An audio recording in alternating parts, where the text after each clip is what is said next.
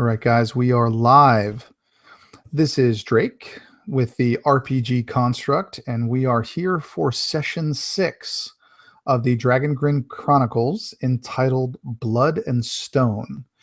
Have, as usual, 4 amazing players here tonight, and Chad has graciously volunteered to give us a recap of the last session. So I'm going to mute up here, and Chad's going to fill you in on what happened last time. Last time on Dragongrin Chronicles, we meet up with our 4 fellow adventurers. Well, 3, because the 4th hadn't come in yet. However, they arrive on the side of the Sphere Mountains, driven by a man named Ryan to reach deep within the sphere. They meet up at a cemetery where they meet a rather stone-faced gargantuan construct. He then allows for our giant friend Tor to meet a cemetery gravestone of his uncle. From there, their traveling begins to commence as they head up the Sphere Mountains. The weather becomes increasingly treacherous, and they can't continue further. So they realize that they have to go through the rubble of Gozrin. As they begin to head down, they are attacked by an ambush group of goblins. They thwart the goblins with barely any challenge. The old couple is put to rest. But as they begin to head down further into the ruins, they find that this old temple now leads below, and they find that it's flooded with some sort of a viscous fluid. Each time they trudge through this water, different sorts of creatures come out of doors left and right, and the battle commences. And it is not until the very end when Ryan, our, well, shall I say, stubborn, bullheaded, and, well, quite rigid fellow, begins to rap against the doors of the stone temple, only to meet, well, his very deserved demise. As a giant basilisk rises from the doors. And that is where we leave off, and that is where we will begin. I assume. That was beautiful, Chad. Thank you very much. So, where we left off, as Chad said, the encounter was over. Tor had failed critically in his dexterity check as the doors flung open and kind of skidded across the water in the room backwards. Ryan, having failed his con save, was petrified and fell to the floor. Standing in front of you is one of the largest basilisks anyone could imagine. None of you have ever actually seen one. You see this 8-legged reptilian creature, spikes along its back. You see its sharp fangs and its eyes glowing blue. All of you are probably 50 or 60 feet away. You can see and hear its breath, just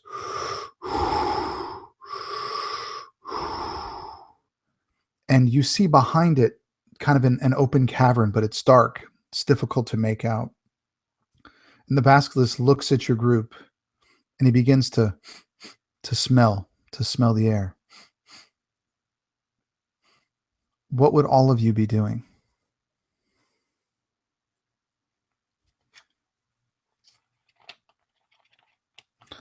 Let's start with Bill.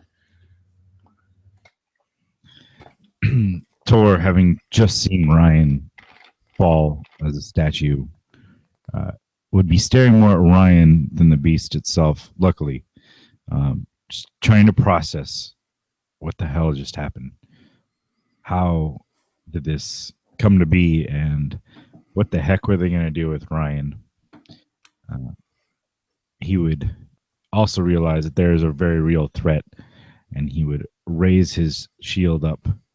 And I'd assume he had seen enough since he was trying to stop Ryan to see that some sort of recognition that the gaze into this beast is not something he wants to do, will raise his shield up to block between his face and that of the beast's face, and ready his trident. Okay, you were probably knocked back 40 feet. I think everyone would be aware, at least of the legends of the basilisks and how, you need to be relatively close in order for that gaze to be effective. What about you, Chad? What would Sentry be thinking or doing as this giant creature stands in front of you? The last time we left Sentry, he was still in his arachnid form, pretty much on this little pedestal in the middle of the room. So I imagine he's kind of midway between the pedestal and the side of a wall, the small side of that wall, and his head just sort of cocks in the direction of the basilisk.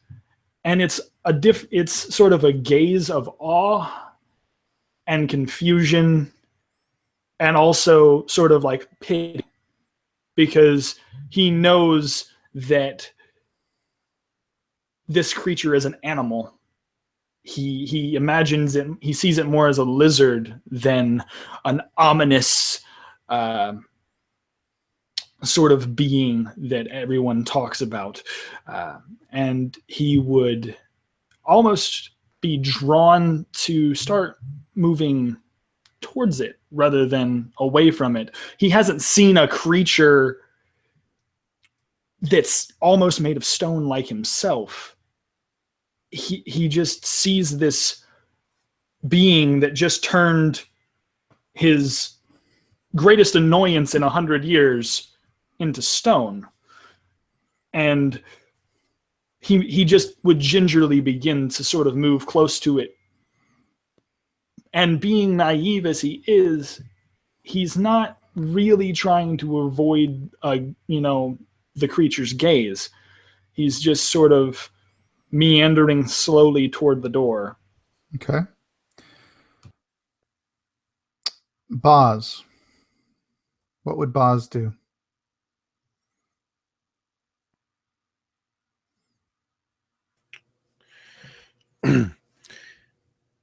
Bajador is no stranger to monster lore coming from the monster fighting tribes or clans of Uldain. His father and his grandfather before him, both monster hunters. He has heard legends and lores about many different creatures, aberrations, monstrosities. And the basilisk, particularly Uldain dwarves, who, as they grow older, they don't die. They turn naturally to stone statues, but none want to meet the early stone demise of the gaze of the basilisk. And so seeing what happened to Ryan and seeing Tor thrown back and just kind of almost immediately and reflexively, his first instinct, Boz puts his shield up, and initially he's trying to use this viscous liquid that they're all standing in to try to look at the reflection of this thing. But with everybody moving around, there's just too much happening. And there's something seems to be compelling him. A pull that he can't quite explain. And as he's trying to almost peer around his shield without looking, he's like squinting his eyes, trying to, shield like you do from the bright sun or something. his other hand just starts reaching around towards his pockets and reaches through his chain shirt and in his breast inner pocket, where he's kept the one thing he's been able to keep with him since he left home, is a small silver snuff box that occasionally the rest of the group would have probably seen him toying with. But he takes this box and pulls it out, and with one hand, he just kind of pops the lid. And inside the snuff box, the lid is polished to just a reflective silver surface. He uses it now to kind of peer around his shield, and he's just holding it. So he's looking away with his shield up, but gazing into this lid of this snuff box and seeing this creature sniffing around, and still almost against his will, something is drawing him toward the basilisk. Hesitant step after hesitant step, shield raised, using the reflection to gauge how close he's getting to it.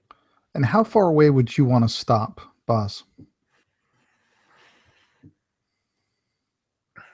Whatever it is that is driving him is at an instinctual level, and barring any hostile action from the basilisk, Boz continues walking until he's close enough to actually reach out and touch the basilisk. You probably get within, I'd say probably 10 or 12 feet, and you hear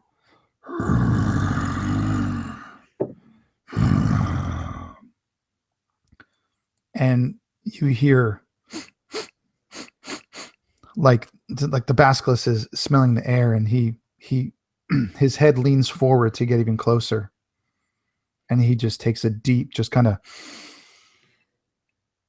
And those of you that are far away notice this, that haven't, like, not Tor, but the rest of you, that the basilisk sort of shakes his head, and he closes his eyelids for a moment, and his eyes pop back open, and the blue glow that was within his eyes is now gone.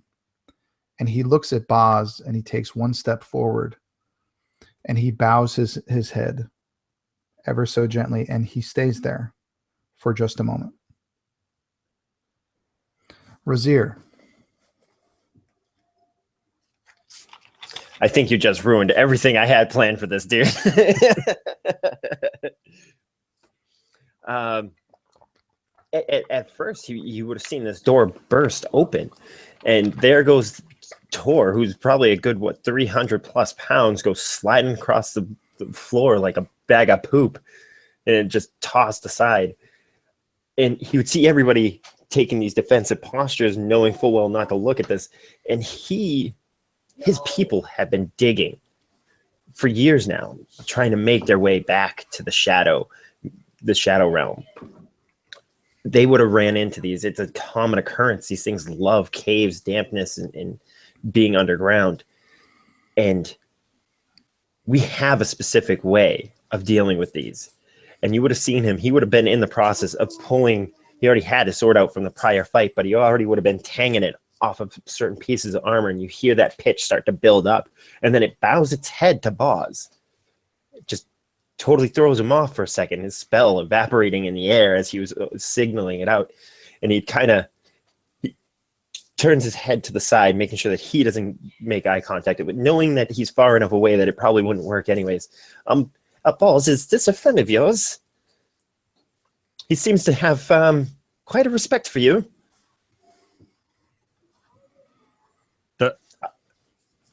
I've never seen. So I don't. This. And then he just turns to you, unable to complete the sentence, and he just shrugs.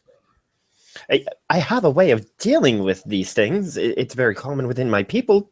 It only takes one spell, but I only have. We've all taken a beating here. I only have about one spell left in me of this kind. I think to save your magic, friend. There is something else at work here. And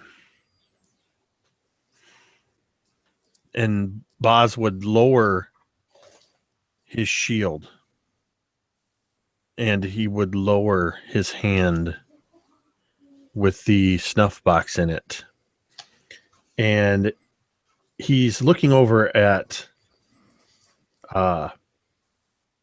Razir as he's doing this, and he says, just be prepared just in case.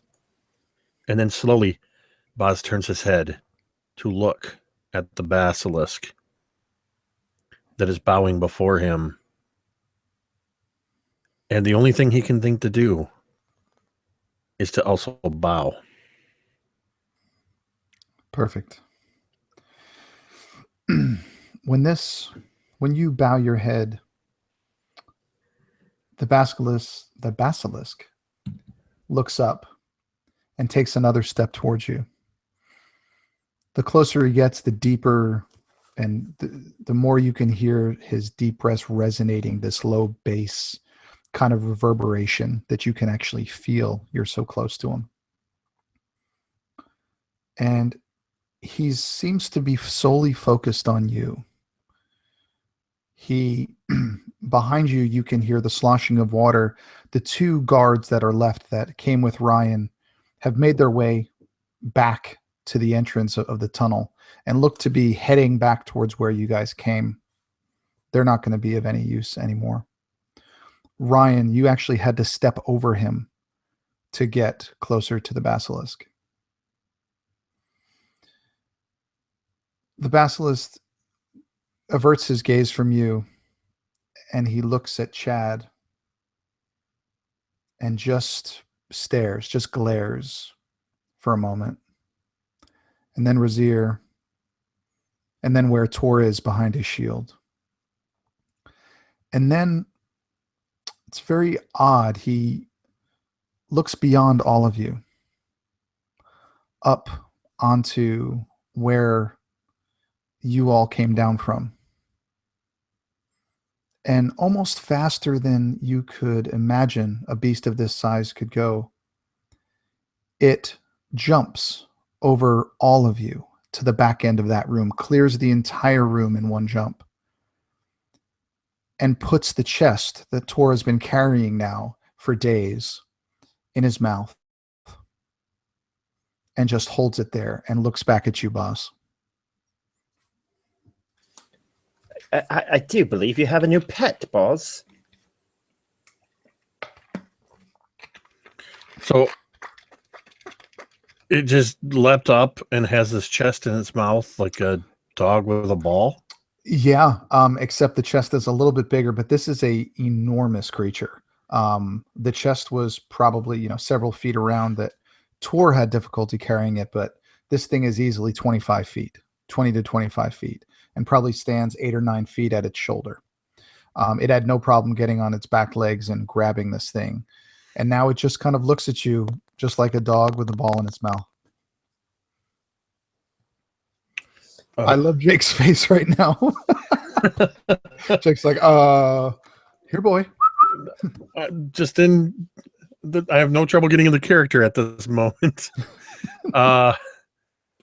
Completely in awe and astounded.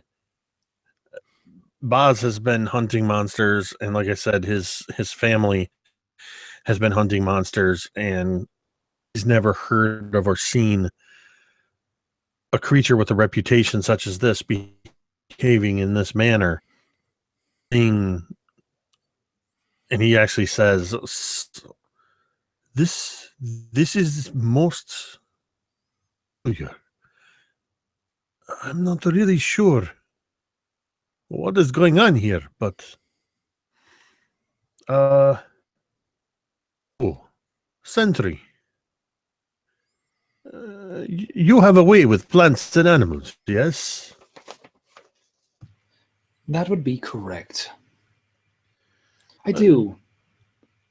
Do you have perhaps the ability to commune with creatures such as this? I have spoken with quite a few creatures in my years. However, I will admit that I have never seen such a majestic creature in my life. It's fascinating, really. Look at it. The scaling. It's all stone. It's almost like it's me, but it's not. I can try, but like I said, I've never seen a creature like this. It may be difficult for me to get inside its head. Give me an animal handling roll, Chad.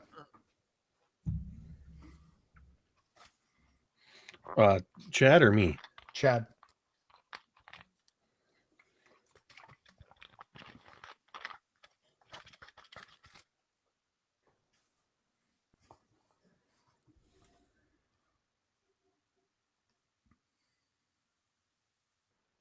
Oh, is that a nat 20 or a...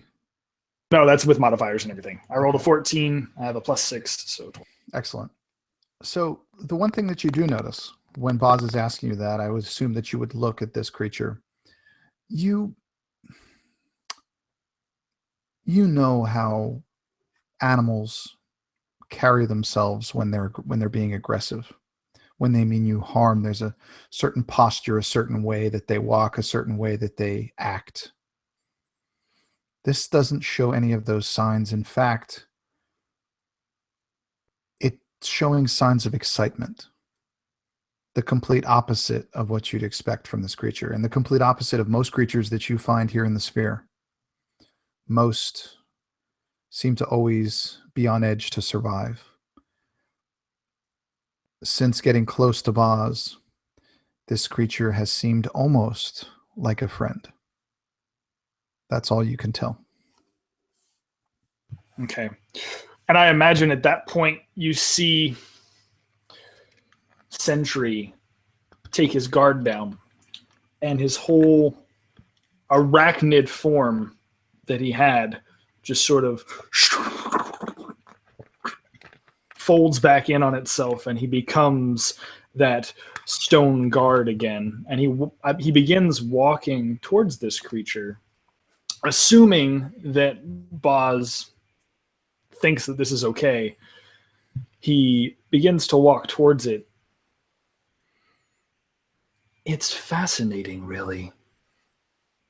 He shows no signs of trauma or aggression, which, by all context, he should. He's a lizard, and we're in his home, so he should be protecting a nest. This is odd. Very odd. But from what I can gather, he seems to be excited to see you, most of all. Have you or your family ever had run-ins with these creatures before? Not well. Wait a minute. And you would see Boz kind of. He stopped. He actually takes a step backwards for a second, hands out, kind of like, wait a minute. And he looks around as if, and he's kind of mumbling to himself, we are in the ruins of the Gozrin Temple.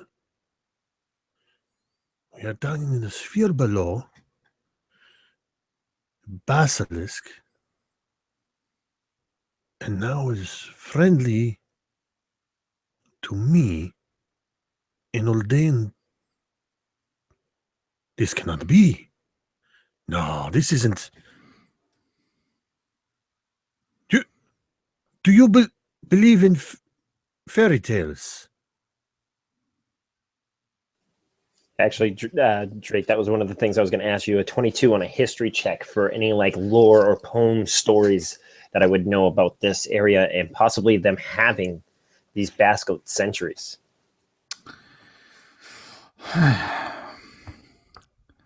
A 22,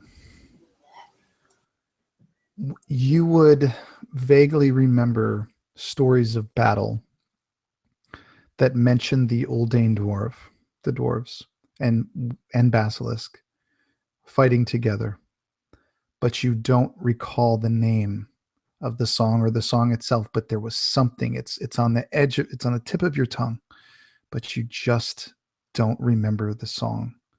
But you know that you've heard something.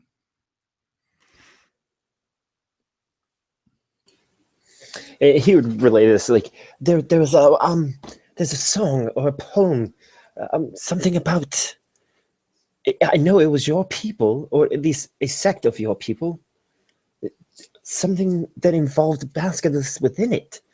I don't know if they were pets or means of travel, or even battle hardened. I do not know the songs of your people, but I know the stories that my grandfather told. But this is no. I know of the basilisks, and I know of the tales of Gozrin. But I think I too am is like yours on the tip of my tongue. The legends. This is too overwhelming. But one thing is for certain. This creature appears to be friendly toward us. And Boz would again walk toward this thing, this time with his hand kind of held out in much the way you would toward a dog. And what would Tor be doing all this? Last thing you did was kind of raise your shield. So what is he doing when all this is going on? It would take Tor quite a while. Like he's listening and he's holding it up. He has heard stories of these. There were some in the hillsides on the outskirts of the ranges that he would go. And every now and then they would find a sheep that wandered too far that was completely stone. So he is aware of what they do, but never in anything he can imagine that they would be friendly to anyone. Anyone that, he would consider a friend. And it would take him a while, but hearing them talking and obviously not fighting or turning to stone, he would slowly lower his shield, just like peeking his eyes out over it, like a peekaboo sort of a thing. And then seeing that everything looks okay, look around. So is this is not going to be bad thing, not fight? Perhaps then we should go get the guards to carry Ryan, or should we just let them run? They look pretty scared. I imagine that Sentry, upon hearing that, would turn to look at Ryan's stone petrified body. We do not need them. I will drag him. Do not worry. If parts of him fall off, I'm sure we can call it a battle accident. Sorry. I wasn't prepared for that. It's funny. Y'all wanted the opportunity to do something to Ryan, right? Sorry. I apologize.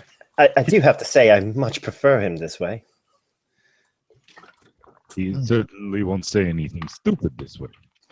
nor run off, nor cause trouble, nor just straight up annoy all of us. And he makes a pretty good like, ornament, I guess. Lean up against him.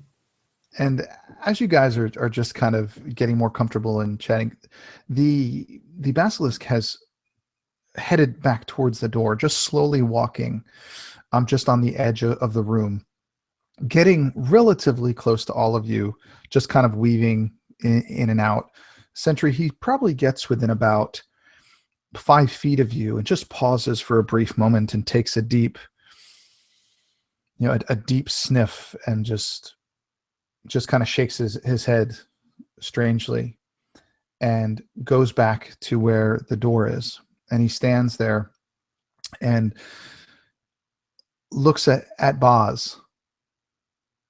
And you see, Boz, you just notice and feel that this thing is unlike anything that you've ever experienced before. And he looks at you, and he looks at the cave, and he looks at you, and he looks at the cave, and then begins to quickly run out of sight as this cavern turns around to the right, probably 30 feet in, and it's dark. You cannot see where this thing is gone. All of you remain in this room. Well, either he wants us to follow him, or he's a thief. I think we need to follow it, and we need to go now. Oz would actually just take off. Okay. What about the rest of you? Tor, Razir, and Sentry. What do you guys want to do? As Bod makes a beeline after this thing. You said it was dark in here? It's not dark where you are now. It's dark in that cave, though. Yeah. Okay. Don't you have dark vision, though? I do not. Okay. But I have the light cantrip. That's fine. As Tor would hear him say, "We need to go now," Tor would turn. "Come, let us go." And his long legs are going to take off at a sprint after this beast. Still being outpaced, but leading the way as he is quicker than Boz. Do you have dark vision? Yes. Okay. What about Razir and Sentry? Razir would just kind of look around, still holding his sword, and he'd kind of tap it on a couple spots and make a couple slashes, almost making like a symbol in the air as it kind of lights up. All right, and walks through it. He's going to cure wounds on himself as he does it, and then start to follow. Because looking at my old page, I'm pretty beat up. Okay. Yeah. I forgot you did take some damage, didn't you? Oh, wait. It's a Chronicles game. Of course Scott is getting hurt. Of course, Scott got his butt beat, yes. Oh, sorry. I forgot about that. What about you, Chad? What would Sentry want to do? Sentry would just be curious and sort of that like, oh, we're doing things. Okay. And he begins to follow the Slytherin Scooby-Doo down this corridor.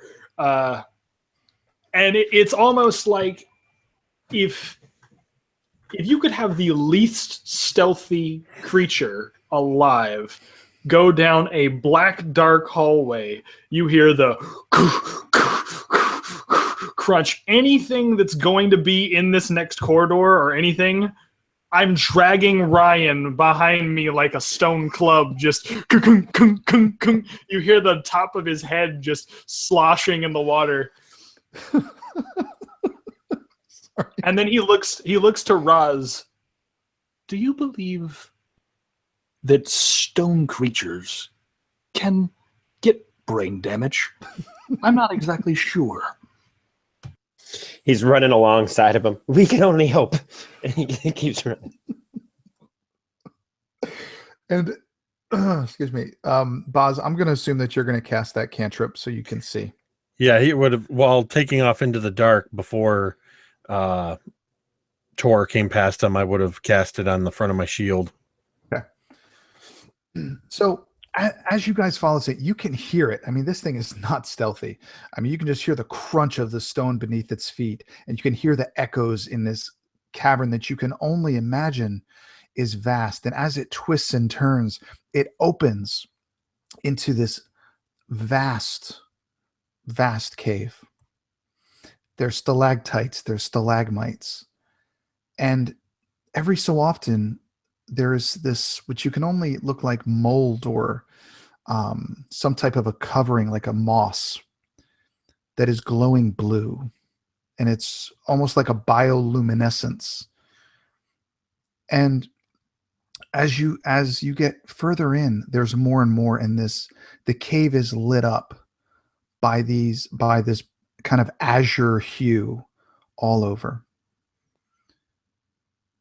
The cave is it's not just dark, it sparkles like there's quartz in the stone that this was carved out of. And out of it, you see hundreds of circular circles of stones. You see cracked eggs everywhere within these nests. You see that these nests look to be in different rings. There's like an outer ring and probably 3 or 4 different rings around. And none of them look to have been used in decades. Dusty cobwebs. And in the center of this cave, you see a small pool of water. This is where all of that viscous fluid is flowing. There's no light coming from it. There's just this moss. The sparkling of this quartz and the blue color just shimmers like it's a bright starry night. And off to the right, as you get closer to the walls, you start to make out figures. You start to make out faces. Faces larger than anything real, carved into the walls of this cave. Some completely done and polished, some half done, some just started in various states of completion. And when all of you pause for just a moment and the basilisk stops, you hear tick, tick, tick, like someone's using a pick on the stone. And it's coming from the far right. And all of you, but probably Tor more than most, starts to see a figure over there. And the basilisk seems to have stopped right near this figure. And the only thing you hear once all of you have stopped is that metal on stone sound. Just 3 hits, just tick, tick, tick, tick, tick, tick, and it's echoing throughout the cave. The cave is cool, probably 10 degrees less than what you just came from. And it doesn't smell as foul as it did in the other room. What would the 4 of you like to do?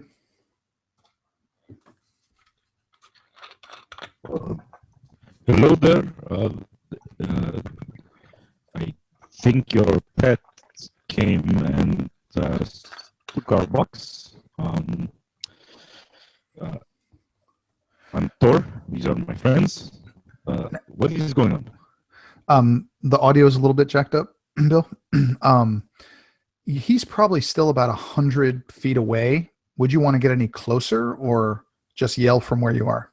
He would start yelling, but he would kind of start walking forward. He still has his shield and trident in hand from earlier, still not having repositioned or done anything with them, but he's going to slowly stroll forward as he calls out. Okay. What about the rest of you?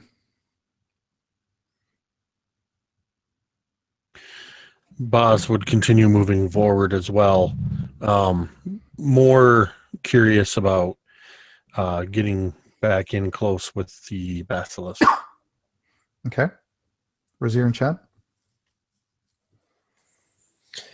Razir would have heard the tinking far back, being susceptible to sound, the rhythmic cracking on metal to stone, knowing full well somebody's digging, chipping, carving, like something like that. But as Tor moves forward and goes to yell, he'd be like, "Shh, Tor, what we don't need right now is to draw attention to ourselves. We don't know who's hammering. Let's get a little closer, get a better view." And Chad just dropped. So, oh, there he is. He's back. And Tor has already pretty much said, you've started yelling. So, good advice, but probably day late, $1 short. Chad, did you hear what they were doing? No, Okay. like at one point it went completely straight black to me and like just dropped me out. I saw my face, I saw everybody's face, and then nothing. Basically, Tor started running towards this sound of this figure, chipping away at the wall where the basilisk went over. Boz followed him, and Razir scolded them for going too fast too quickly. So, Okay. what would you like to do?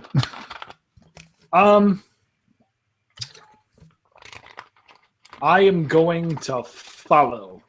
I imagine it's a moment of pause. He takes a moment, just like Boz. He kind of respects Boz and understands that, like, look, we have to do. There's a decorum. There's an idea, you know. But then he's like, I want to help. I want to be here and help whatever situation it is. And so he just sort of like a kid, like a small kid, just naively running into a room after his parents have said, like, come on, let's do this.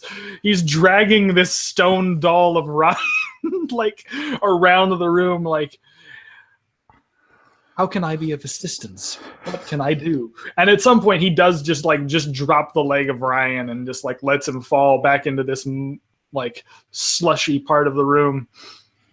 Okay. And just to follow with Tor.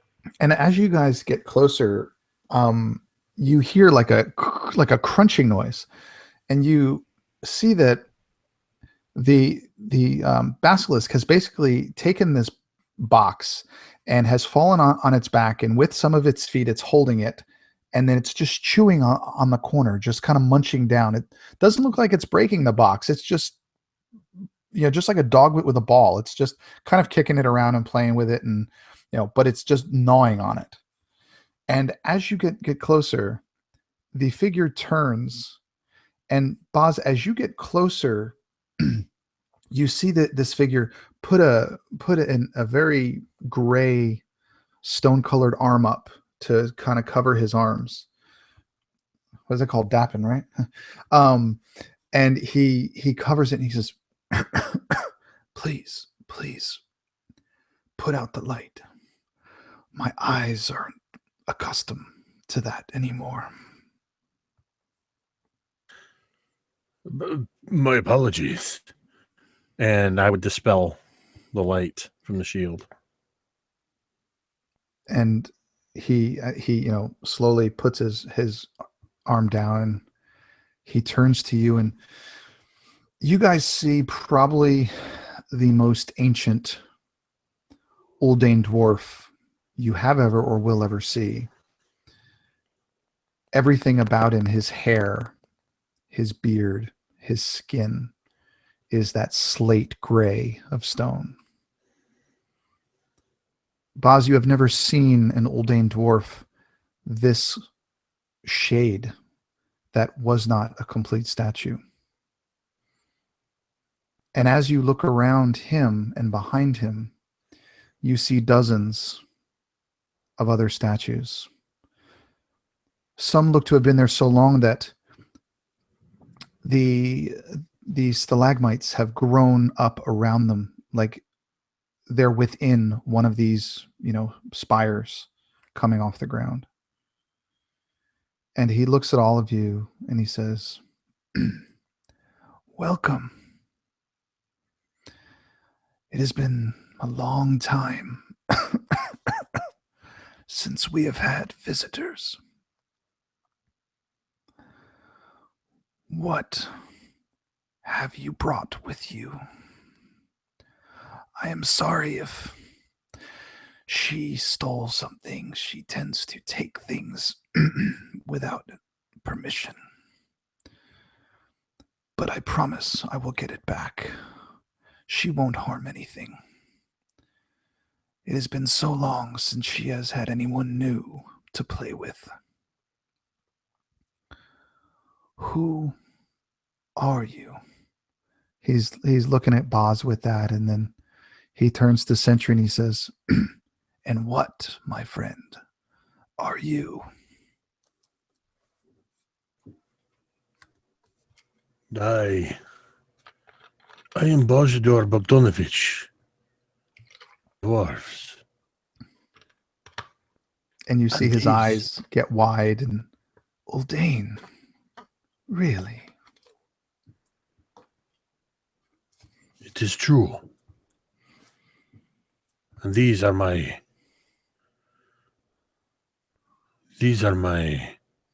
closest friends. Friends. It's been centuries since I had one of them.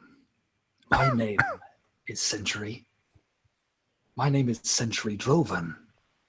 It is a pleasure to meet you. And you see that he gets down to the level of this stone dwarf, almost looking him in the eyes like a child would. That is absolutely fascinating. You were alive as well. And you're stone. He taps you on the nose just to make sure that he's not seeing things and then he turns to Boz. Did you know about this? I've never seen something this interesting. How do you work?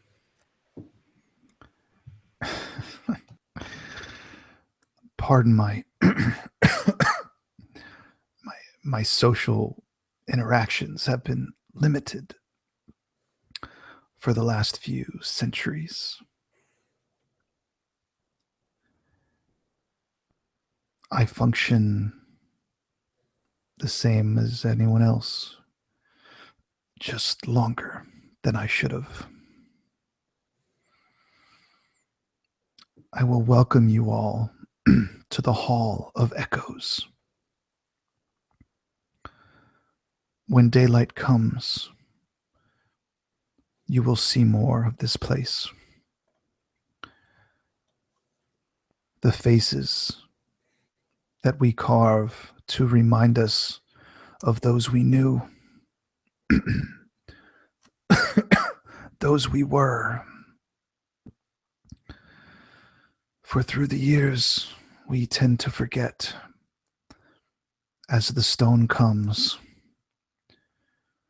our minds, our memories tend to go.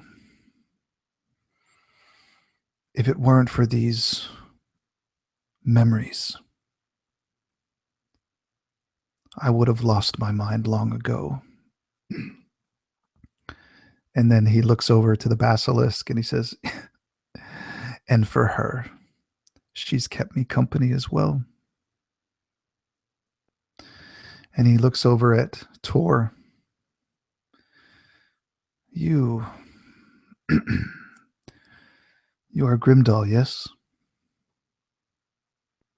Yes, little cousin. I am Grimble. And you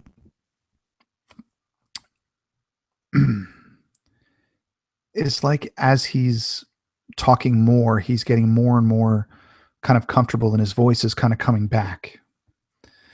He's like, long ago, there was a settlement in the sphere.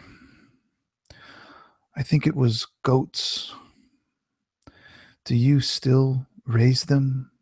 They were larger than anything the Uldane had ever raised, but you seem adept at raising things like that.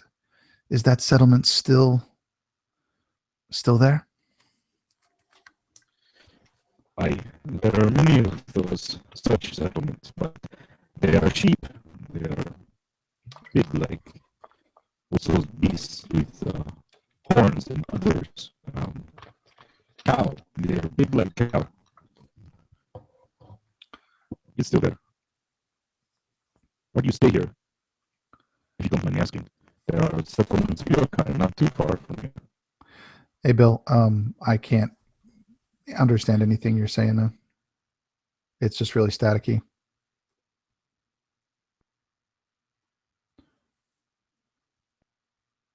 Just give you a second, see if you can. Yeah, play with some stuff, see if I can make it work better. It's just really staticky. And I actually hear myself. Yeah, if you talk while I go, it's going to loop.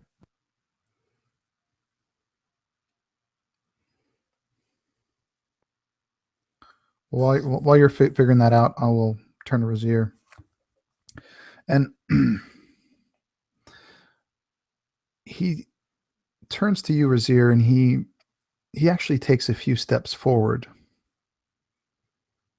And he looks up because he's only, 4.5 feet tall, and he says, "You, I've seen you.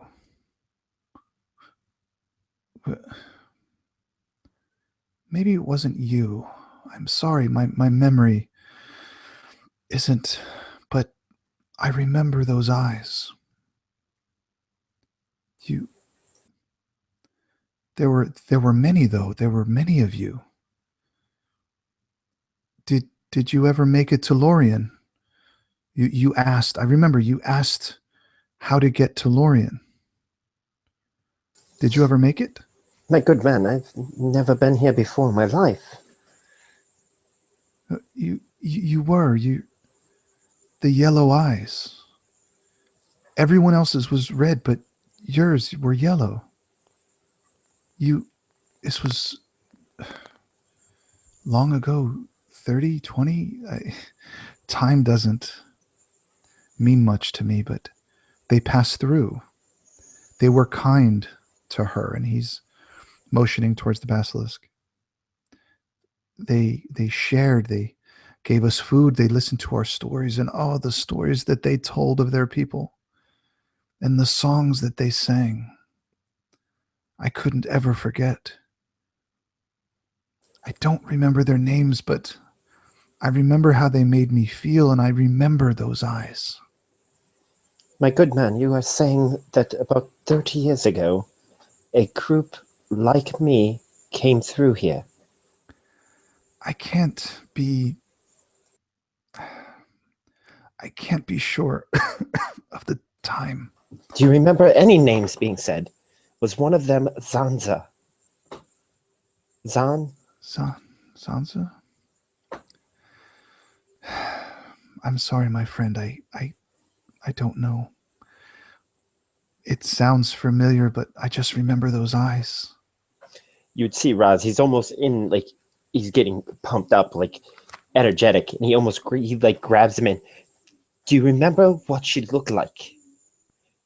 Did she have a full tail like mine, or was some of it missing? Any scars, horn, colors, anything? Do you remember anything, my good man? He's almost shaking him right now. The only thing I remember, besides the songs that they sang, were that all of them were horribly scarred, like they had been whipped and cut. Just all wore very heavy, dark robes, black horns, and those glowing eyes. But I just remember that she was the only one with the yellow eyes. The rest didn't burn as brightly or as the same color. But they were going to Lorien. I don't remember what else of it. It isn't very far. Lorien is not very far. Boys, and he's almost stuttering over himself. He has so much going through his mind right now that it could have been them. It could be them. And, oh my God, you guys do not understand what this means. And he just kind of like almost wandering off, and he's just sputtering to himself. And he turns around, my good man, thank you so very much for that tidbit of information. And he just he doesn't understand your excitement, and he looks almost confused, just like, oh, okay, yes. And with this, you guys hear a crunch. You hear that that the basilisk has cracked the chest, and it's not open, but he's certainly taken a big chunk out of it. And Boz, give me a perception check, please.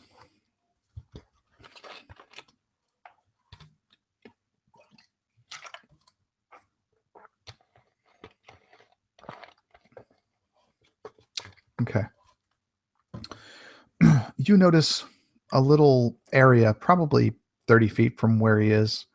Looks like kind of a makeshift place to sleep, and have a few pieces of makeshift furniture and rocks, and you see some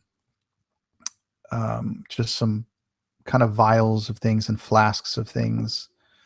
You see some meat, and it's most likely rotten from what you can see, but again, your eyes aren't very good in this light. But it seems like this is where he would keep all of his stuff. And he notices you looking, and he says, oh, pardon my manners. If you would like to come and sit, I could help you and try to answer your questions. You seem like you have a lot that you want to know about. And he kind of motions over towards this location and starts to walk that way. And I think at this point, Boz, for the first time since their encounter with all the various creatures and taking off after this basilisk, the thought of having some time to just sit and relax, he's starting to feel the cuts, scrapes, bruises, and gashes of their battle with these various creatures. It's like he just suddenly realized, oh yeah, I'm bleeding, and I think my finger's broken. We very much would relish some time to sit and talk with you. I myself am very curious how it is that you appear to have aged to stone, but you are still moving and talking. I would assume that you would have asked that question, but I bet that you already know the answer to that. But come, let us sit. And he guides you all over to just a little area. There's various rocks around, and it's very dusty and just kind of covered. He obviously doesn't have people sitting, but he kind of brushes off some rocks and puts as best he can, and lights a small lamp, but it's glowing again, that blue. And before he has you sit down, he goes behind a large boulder, and he brings out what look to be hides. And he places them over these rocks as kind of a place for each of you to sit. And when he is done putting those over, he just kind of motions for each of you to take a seat. And when y'all do that, I need everyone to give me a perception check, please.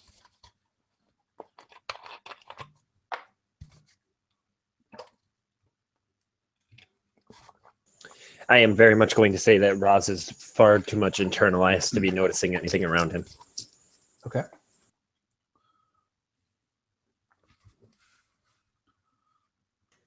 Yeah, same with Boz.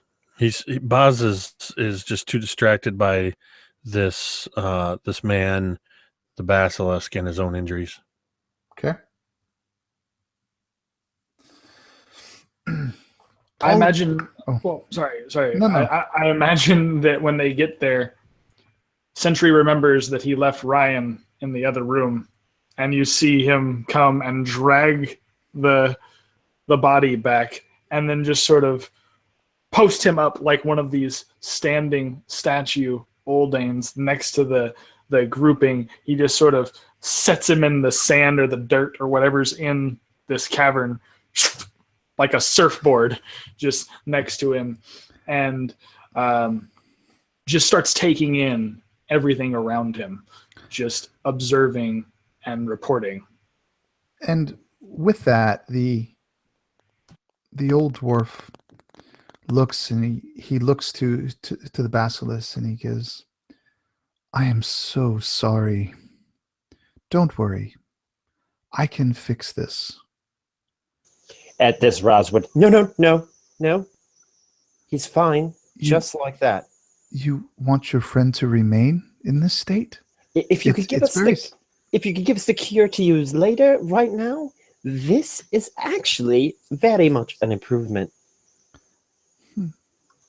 He looks confused and shrugs, just says, "Okay." And Chad, when you guys are all sitting down, the one thing you notice that these hides, they're not animal hides. They're thick. They're scaled.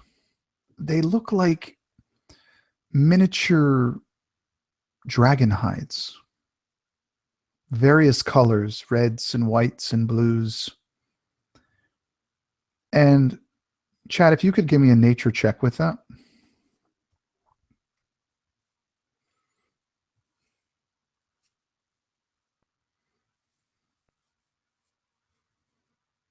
Addition.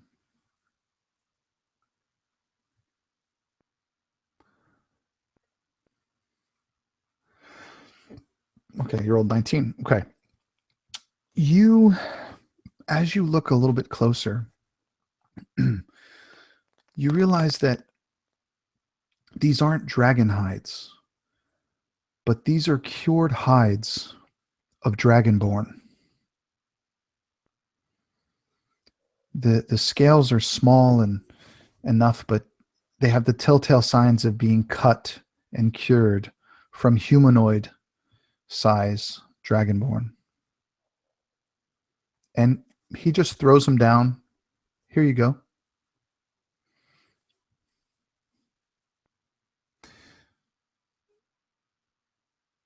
Would anybody like to say or do anything? I'm just going to take a moment out of character. I'm going to need to back out. No.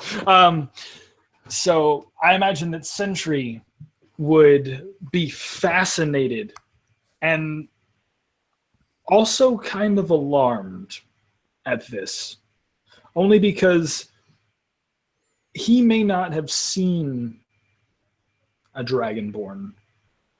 He may not have seen a dragon, but he definitely can feel the difference between what like a true dragon scale probably would feel like and what this would feel like. Even though his stone fingers are now rubbing along this, he looks to the dwarf. These did not come from dragons, did they? He looks again puzzled. Of course not. They're from Dragonborn. They dragon-like, but certainly not dragons. I couldn't slay a dragon, but hundreds of Dragonborn have fallen before me in the 1,000 years I've been here. Just he tells you as if, duh, like you should know that. I have been on my own for over a century. I have not seen much of this world outside of my home or outside of this mountain. It's the first time I have been under this mountain in a long while. You were to tell me that this is Dragonborn scale. Fascinating. He nods, and then he turns to Boz and he says, "Tell them. You know the stories." And Boz, if you could give me a history check with advantage, because it's about Old Danes.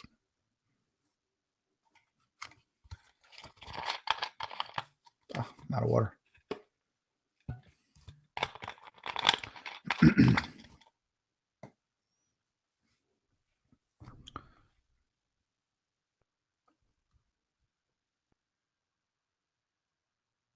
Jake?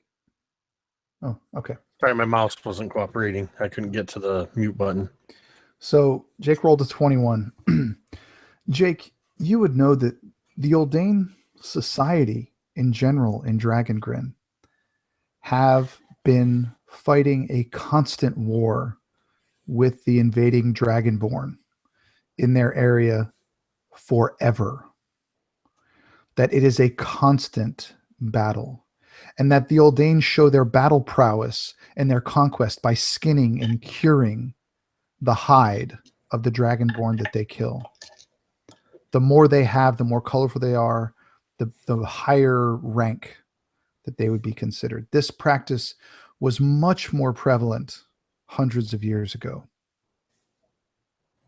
But it's still, in some corners of the Uldane world today, it is still practiced. And it is still not frowned upon.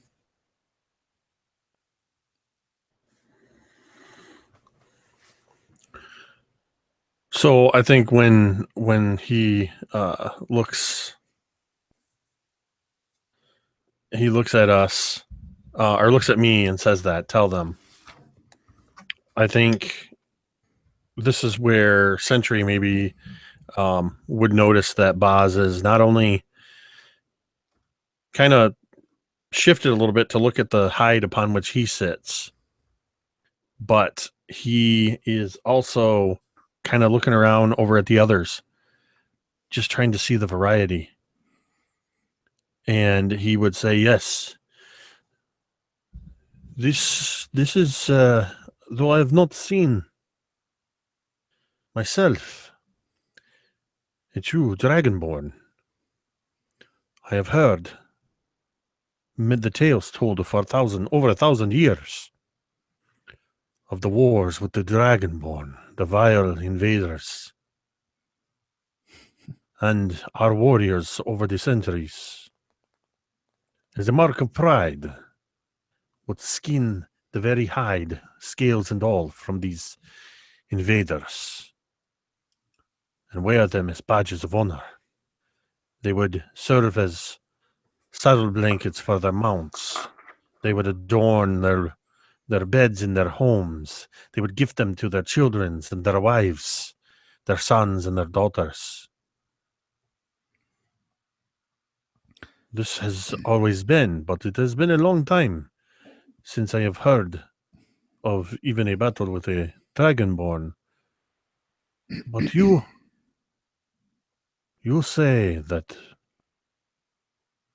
you have been here for 1,000 years, and you slew these Dragonborn yourself, yes? Oh, I haven't been in a battle in a long time. But every hide I possess fell by my hand, or by hers. And he motions over to the basilisk.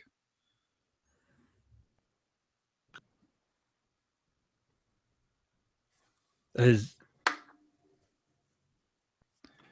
think Boz, just for a moment, Boz is just, his mouth is moving, and he's doing that thing where he's kind of pointing around again, but he's not saying anything for a moment.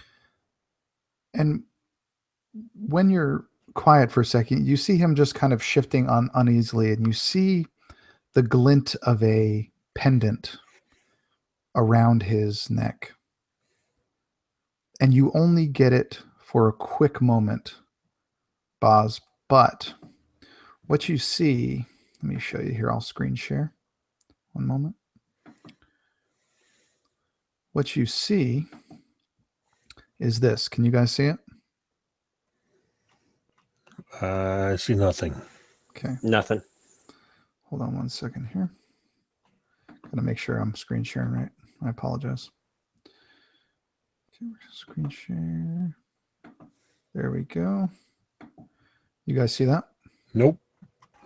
Still Nope. staring at your beautiful face. Wow, hold on. I don't know what's going on with my stuff then.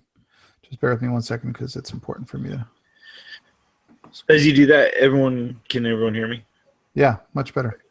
No, we're ditching all the expensive equipment.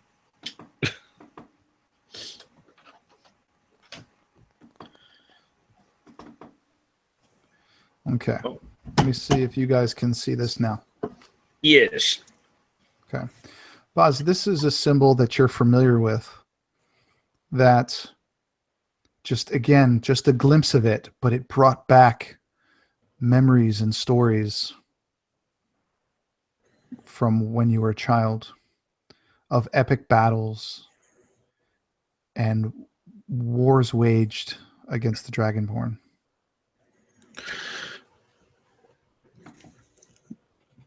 So I think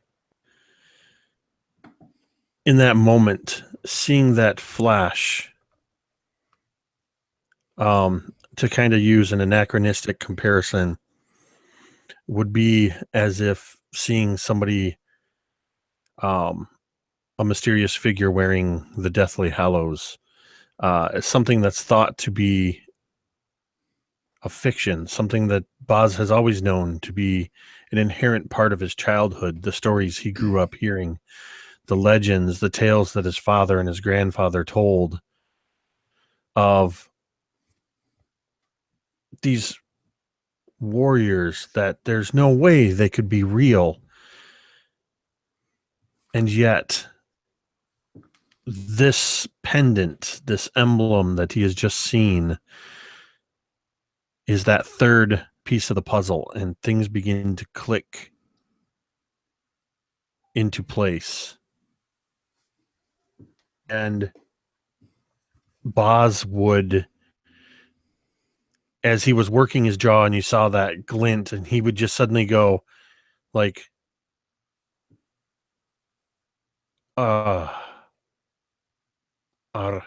forgive me for being so bold. And forgive me if this offends you, but are you an ordained stone rider of Gozrin? And you see a smile kind of crack. And when he obviously hasn't made this expression in a long time, you can see the edges of his lips kind of crack, and you can even hear it because it's so hard. And he says, "My son, I am the last of the Stone Riders of Gozrin." And he grabs his pendant out from kind of the folds of his clothes, and he shows it to you very close, Boz. Those weren't legends that you were told. Everything that you heard happened. But it has been a long time since the Uldanes were the great power in the sphere. So many have come and taken from us. Even this temple used to be like a fountain of youth for our people. The Stone Riders protected it and protected the sphere. We rode basilisks. We fought everything and always won and always succeeded. There was a bond between the Uldanes and the basilisks, unlike anything else in Dragongrin. We all become stone at the end. And we learn that together we could survive. We found this place This used to be full of water. And the basilisk would nest around it, and the water would go into these nests, and the growing basilisk, the eggs, the everything about them would mesh with that water. And the Uldanes could come and pray. And they could sip from this fountain. And this water would prolong life. That is how I have lived so long. But alas, it's gone now. I am the last stone rider, and she is the last basilisk. But these stories were true, my friends. And he goes over to Chad, or looks at him. He says, You seem to want to understand. He stands up and walks a little ways over to where kind of his stuff is. And he pulls a cloth off of an object, and all of you see that it's a leathery egg.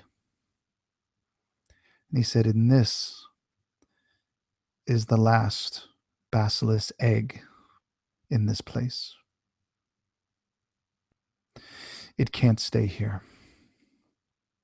I will get you to where you want to be. I will get you out of here. I will get you through these tunnels. But you have to promise me that you will care for this egg. You will care for the creature within it. That is why I've stayed so long. It has been years since anyone has come through, and I am on my last days. Seeing all of this fall before him,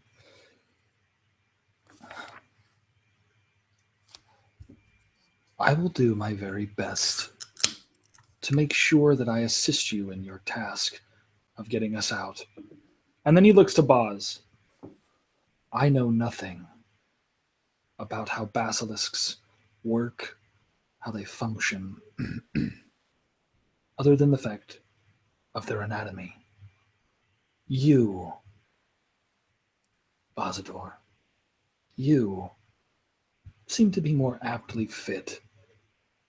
If we are to succeed, I will take care of the egg for you, if you are to take care of it inside. The ancient Uldane dwarf looks at you, and he actually takes a step between you and Boz. And he said, I did not set this task for him. I set it for you. Will you agree and vow to take care of this?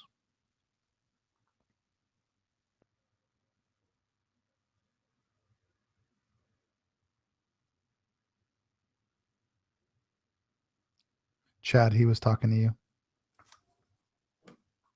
Okay, just making sure.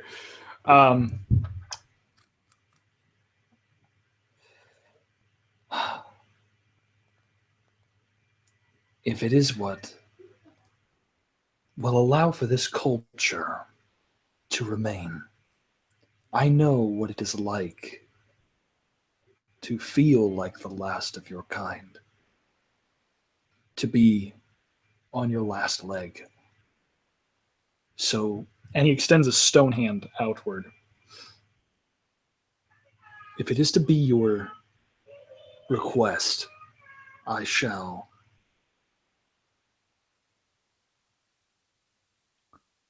Oh, Chad froze.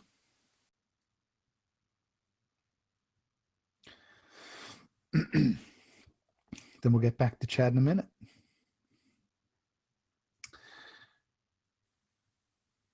Boz, would you be? Yeah. Oh, there you go. Hey, he's still there. He just wasn't Oh, moving. there we go. Now he's moving him back. Okay. Last thing we heard, Chad, was "I will." Oh yeah, sorry, I didn't know how much you guys heard, but I will take on this task for you. If it is to be your choice, you are the last of your kind. I feel as though I am the last of mine. So if this is your task you wish for me, I will do this in honor of your people. And he just looks at you and he nods. So, my friends, what else do you ask of me? What other knowledge can I bestow? What else do you need?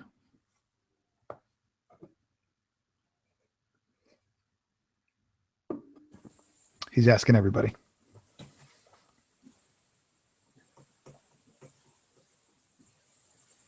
Ra's thinking about it because he's been dwelling on what he said earlier about seeing other tieflings. He would pull out a pendant from around his neck. Good sir, does this look familiar to you? He kind of grabs it close and puts it up, to his eye and just kind of like this. He says, "Yes, I've seen one like that, but it was red. It was worn by the one who has your eyes. But it was a different color." Ra's would literally jump up and, yes, she made it. She made. Oh goodness. We will talk all about this later, fellas. Today is definitely a good day. Ryan is petrified, no longer a pain in the ass, and my sister might be alive. And you said that they were in Larion. When they came through, that's where they were headed. But again, my friend, that was long ago. I can't promise you'll find what you seek. Promises are not needed, good sir. You have pointed me in a direction that I've been hunting for decades now. Which is, I am better off for now than I ever have been. And as you guys do that, Tor, you hear a thud next to you. And then you hear almost like a panting, like a, and you look up and you see the basilisk, and she has dropped the chewed on chest next to you and has chewed a hole in the side of it and has dropped it next to you. Tor would look over, glancing down at the chest. At first, not noticing the hole. Just kind of like pats the basilisk on the head like a dog. And then looks. Wait. What is this? And looks closer and kind of angles the box a little bit so he sees the hole. And kind of glares, squinting to see better, trying to see what's inside. He's carried this stupid thing around for far too far. You see inside, it's just dark. You see some type of a bag, but that's it.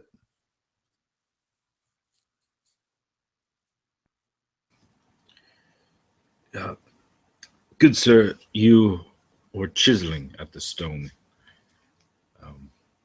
And your friend here seems to have made a hole in my box. I'm thinking perhaps this whole thing would be easier to carry if we were able to get in it and just carry whatever's inside without the heavy box. Do you think you could, between you and maybe your friendly little pet over here, could open this for us?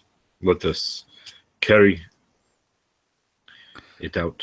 He walks over and he says, "Her name is Rena, if any of you are curious. And yes, she is my friend. Yes, we have fought countless battles. Yes, we have spent far too much time. And yes, we will both die very soon. It's hard to explain this connection, but the only one who could possibly understand it is you. What was your name? Bajidor? You know the feeling. I know you felt it. It's a connection with these beasts. And if you find one and you feel that, don't let it go." And he goes, "As to you, my large friend, of course you can take it out." And he goes over to the chest and he reaches inside and pulls out a black bag. Not very large, but obviously, he struggles a bit to pull it out. It's a little bit weighty. And the moment that he pulls it out, Sentry, you feel this incredible just change. It's not so much a negative, it's just something, it almost feels like within you is almost in opposition, almost like it's pushing you away. Like two magnets, you know? Yeah. So he feels an uneasy, like thud in his chest. Sort of this jolt he hasn't felt in a long time. And then he looks to the bag. And then he looks and he starts feeling his chest. And then it's almost like his eyes sort of close. You hear the of his eyelids, and then they reopen.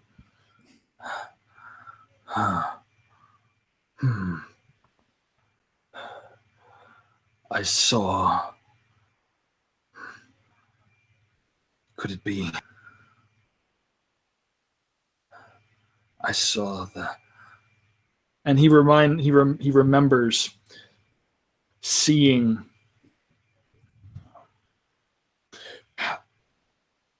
his creator.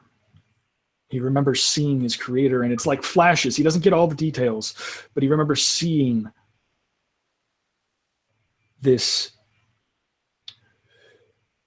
Drivy elf, this man that he remembers as Sedire Drovin, and how he was holding in his hand this little bone-like caltrop. And he remembers the forging fires and the tacking of hammers. And it's just flashes left and right. He can't quite make entire sense of it, but he remembers the day he was turned on and the day his spark ignited. It's almost like a signal being called to him. This sort of blip in his chest now. But that's about as far as it goes. He can't tell what it is. He can't tell anything else. But it feels like a weight, but not a bad weight, but just a weight. And he just stares at the bag now, curious and confused, for he hasn't felt this weight in a long time. And the dwarf just holds it and he goes, "Ha!"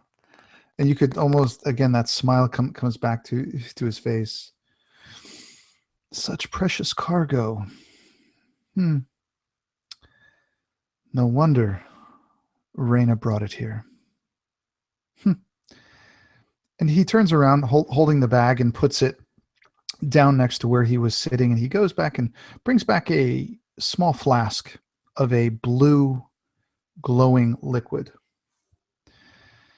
And he said, "My friends, I don't have much time. When I go, this will no longer work. We have to use it now." And he goes over to Ryan where you've shoved him in the dirt like a surfboard. And he pours this vial. He actually uses his basilisk leg as kind of a step, pours this vial over Ryan's head. And as he does, he says, "This is the last of the water from this temple, the last that I kept that works."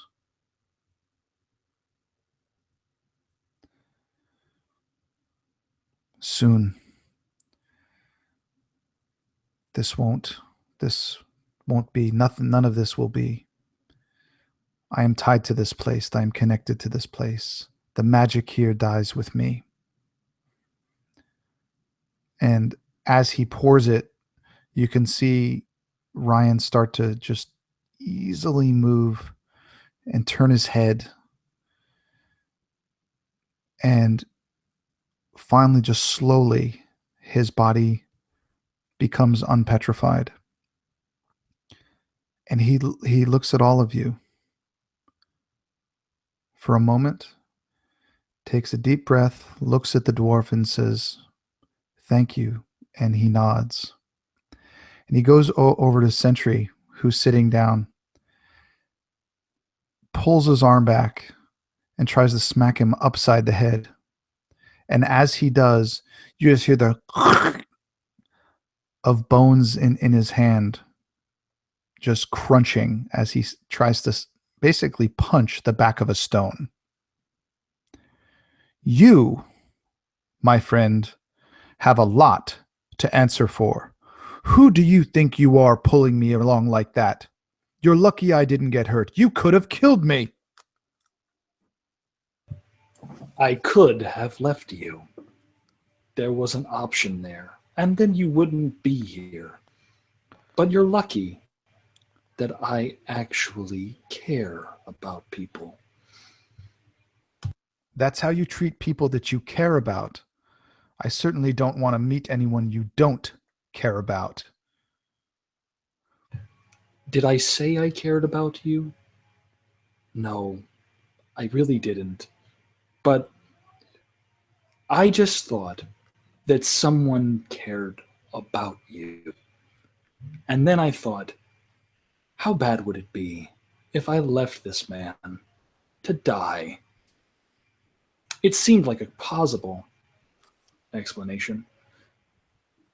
But then I wouldn't feel very good at all about myself. I'd have to live with that guilt. And that's not something I want to live with. And he turns to the rest of them, just kind of ignoring you and shaking his head, pissed off. He said, "I expected it from this one here." And he's pointing at Roz. "Expect this from this one. He hasn't stopped talking in weeks. But you're supposed to be my guide. You're supposed to do what I tell you to do."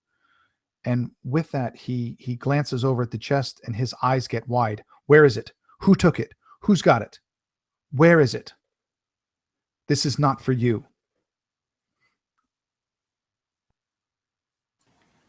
Calm down. It's over there. He kind of points to the area next to the Oldane dwarf.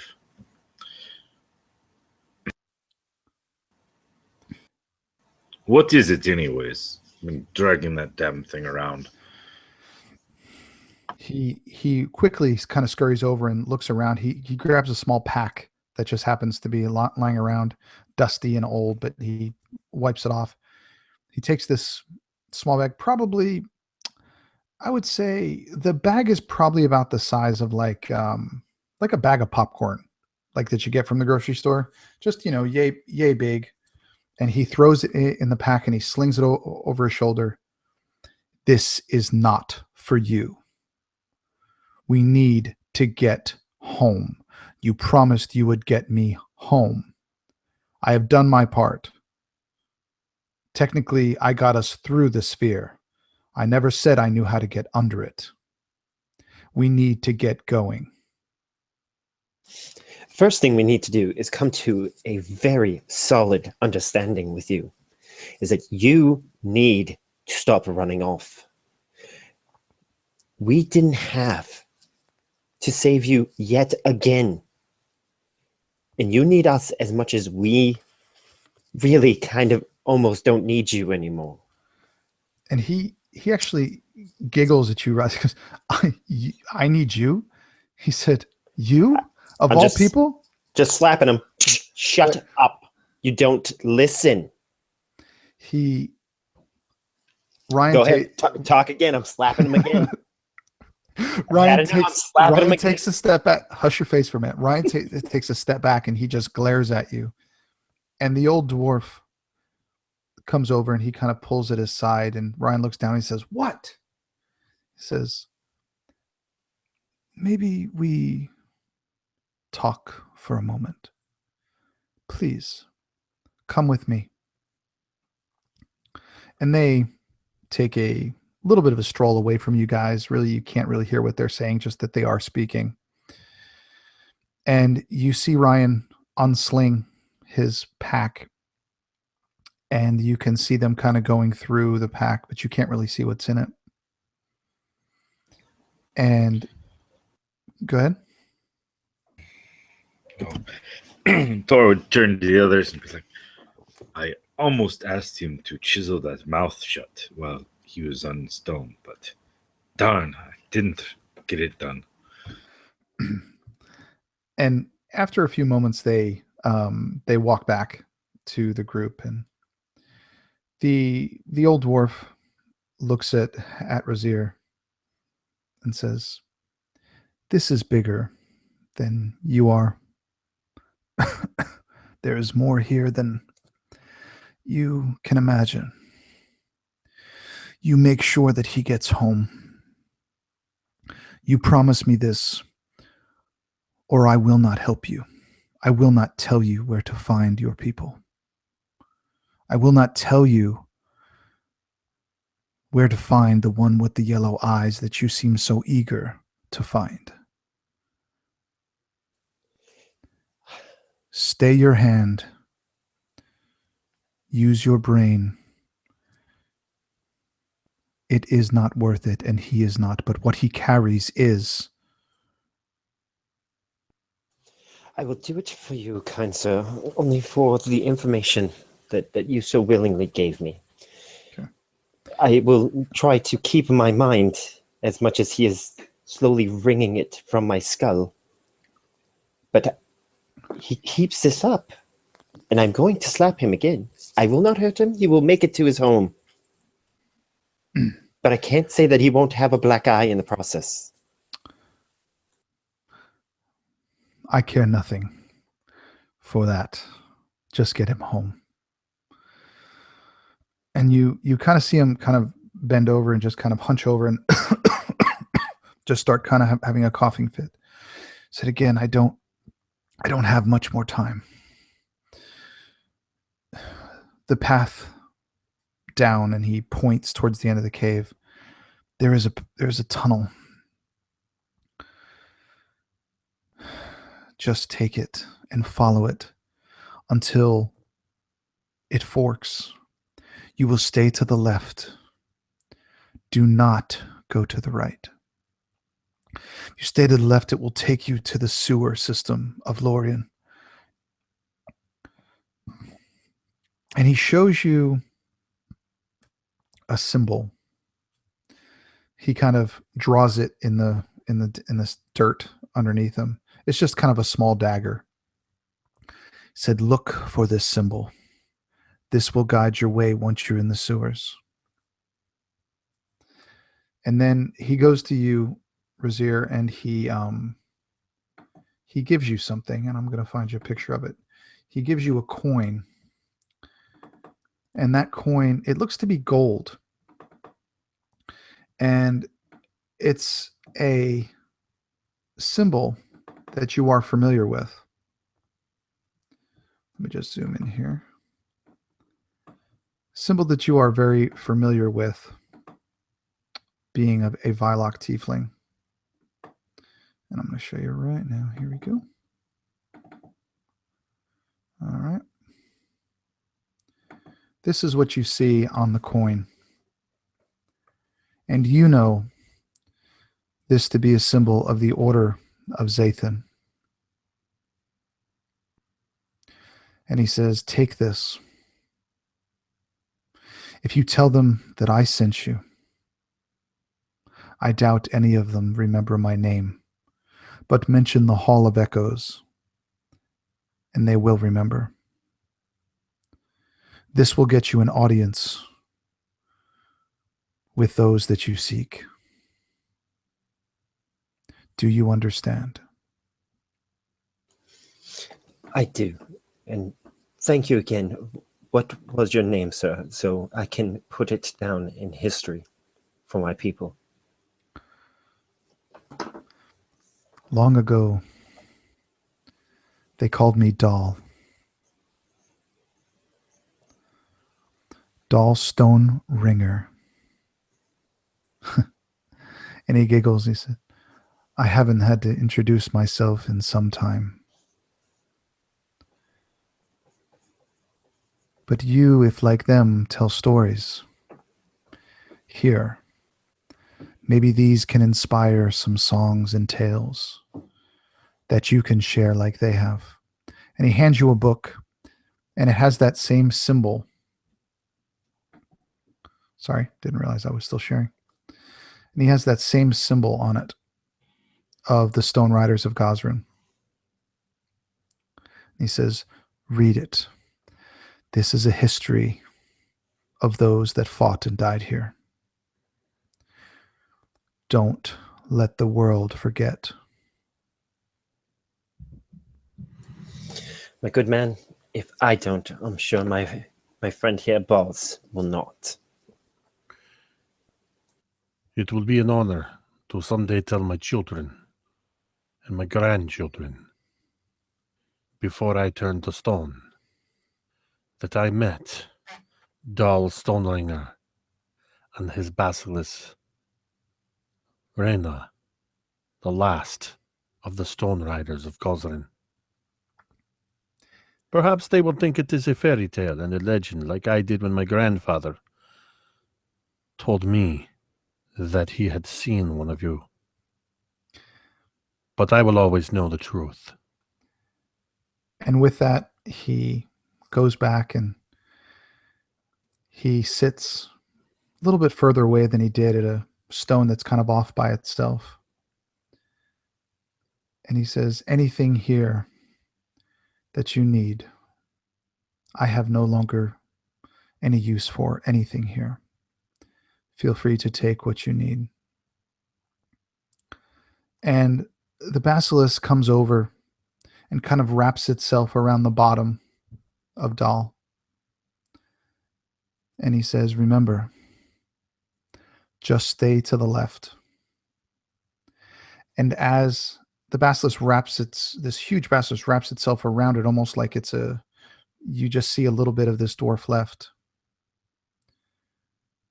You see him and hear kind of cracking, kind of a, and both he and the basilisk turn to stone. And that's why we'll take a break. Excellent, by the way, Drake. Excellent. Like all of that. There was all kinds of times that I was just like, "Oh my God," moments. Well, that was a lot of Dragongrin lore thrown in Dude, there, guys. So cool. So Wow. cool. There were moments where I was like, I want to elaborate more, but then I was like, nah, We're not good. there yet. Like We're good. I've spoken to almost all of you individually about your own little piece of lore that's happening. Yep.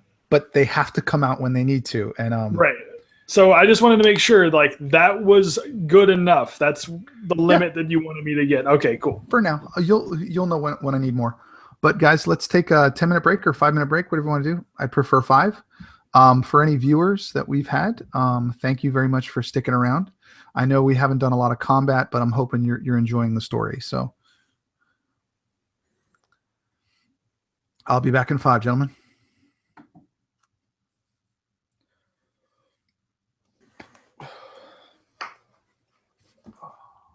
Greetings, adventurers.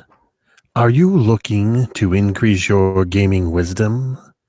Then make sure you head over to podbean.somethingrpgish.com, or maybe it's somethingrpgish.podbean.com. I don't remember. Head over to Something RPG-ish on Facebook, and then we'll have the links to it. Or you can look up Something RPG-ish on iTunes. It is the podcast with your hosts, Jake and Drake, where we give you tips and tricks to enhance your gameplay from both a GM and a player's perspective. Episode 3 was just released this past week. Head on over to facebook.com/something RPG-ish and check it out.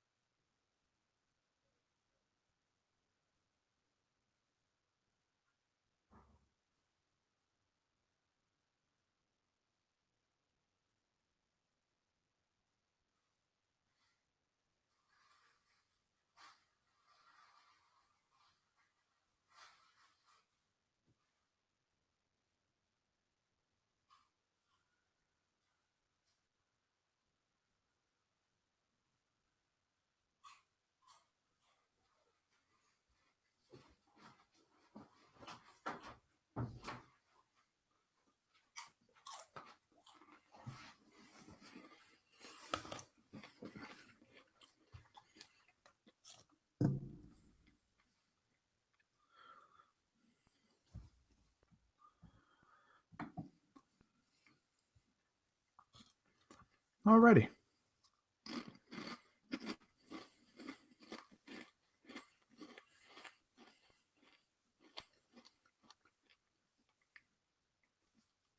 So anyway, all the viewers, again, thanks for watching. The the crazy thing about Dragongrin is there's really not much canon yet. So coming up with these stories, it's really kind of a blank slate. And I know it's just my Dragongrin. It's not the official one, but it really is very cool. And most of my ideas I passed through Tim, and he's been very gracious and very actually helpful. Things can get tweaked to fit, and I come up with these crazy ideas, and he's like, well, yeah, but we just tweak it to fit, and it's just really cool. So I've enjoyed the hell out of playing in this setting and kind of building it with these guys, and it's just so much fun. So see, you can have a game without a whole lot of combat. So I'm going to mute myself while I eat this last rice cake. Hold on.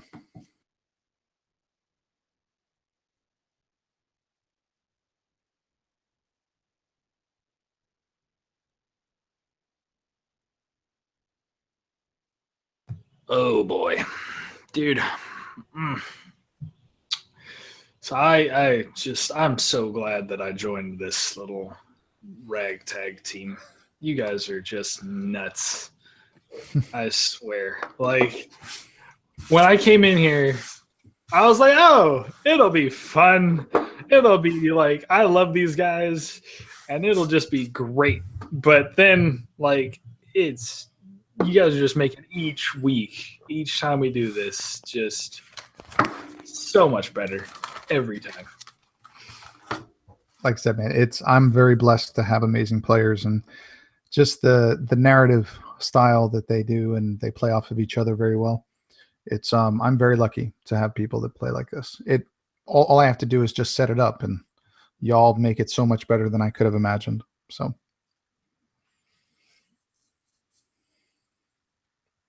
even Bill, when his mic messes up, oh look, he's got a headset. So yeah, status update.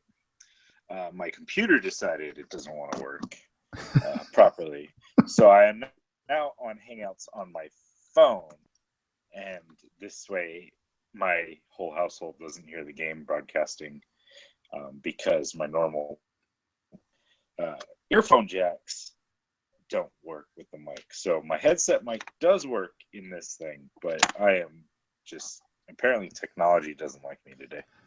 Well, you sound better than you have all game, so that's perfect. So we're gonna do the iPhone, I guess. Yeah. I'm gonna order a blue Yeti though, I think. Yeah, dude. Honestly, I used a snowball that was only like $50, snowball Really? blue, and it was $49.99. I mean, I do the podcast with it. You know, it's a great. I mean, it's this little ball thing. You know. Yeah, like if the Blue Yeti is like just out of your price range right now, Snowball is the best route to go, man. Like it's just as efficient. I got a Blue Yeti, but I've played around with the Snowballs before. They work just as efficiently as this one. Do you like playing with the snowballs, Chad? I do. I like playing with Snowballs. You're welcome. Awesome. I played with them a lot last week, so I mean, there was that. I had we got a lot of snow. Played with a lot of snowballs. Not what I meant. They're usually blue. Or white, whatever. Yeah. Oh wow, that's an interesting. Got 2 feet of snow outside, and I got to go out and shovel again after the game. So yeah, I'm all set with snow for right now. Yeah, it was 84 today for me. Yeah, both you and Bill can shut up, and No. I hope you get sunburned. No, Bill gets beautiful weather. I get hot weather. It's different. And I still hope you both get sunburned. That's all right. Scott, can you please tell me this? When you go outside of your door right now, is it like one of those memes that has like the wall of snow outside of the front door where you have to like He-Man punch it just to walk outside? Because that I wanna imagine Scott just punching his door to get outside just to be able to shovel it. If I didn't keep on shoveling it, because we've gotten over like probably a good 2.5 feet in the past 2 days. Like this isn't all like one storm. It's just like compacted on top of each other. But yeah, if I didn't shovel at all, yeah, I wouldn't be able to open my doors now. I'd literally be using my Shaolin techniques to kick the door open. So tell me this. You guys know that I don't check the chat. Have there been any questions or anything in chat? Has anybody checked chat today? Yeah, not much. Rob came in a bit late and asked for a recap, so I gave him a quick little recap. Oh, gotcha. Okay. Hi, Rob. Other than that, it was No real questions, a lot of praise. yeah. Okay, cool. Just trying to say that. So, And thank everybody out there for watching. yeah, absolutely. Now, Carol actually messaged me this morning and apologized because she had to be away. And I said it wasn't a Dragongrin game without Carol in the chat, but she promised me that she would watch it tomorrow. She did pop in. Oh, did she? Oh, good. Yeah, she did. She made it. She had to at least make it official. Yeah, because it's not a Dragongrin Chronicles game unless Grandma Abtab is in the chat. So anyway, so this pretty much in front of your eyes, this guy has pretty much died with his basilisk wrapped around him. The last thing he said to you was, anything you need, I no longer have use for it. So you guys have been told where Roz wants to go at least, and been given the symbol to look for. What would you like to do? I think before we do anything, when he's turned to stone, Boz, once the transformation was complete, Boz would walk forward and would stand before the now statue of Dull Stoneringer and his basilisk mount, Reyna. And he would look into the stone eyes of the statue and say, "From thought to flesh, from flesh to stone, from stone to memory." And then he would bow, and then he would turn away. Very odd thing, when you said that, it almost resonated in the room more than any other sound, and it echoed off the walls several times, so you heard it repeated multiple times.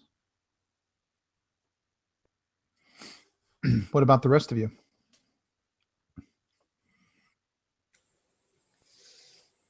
I think. Oh, go ahead, Chad. Okay, I think as soon as he sees Boz do say these things, as Boz is turning away, you see Sentry just place a gentle stone hand on his shoulder, and he says what he always says: "Do not fear, my friend. Do not worry about the coming days. But remember, the stone endures."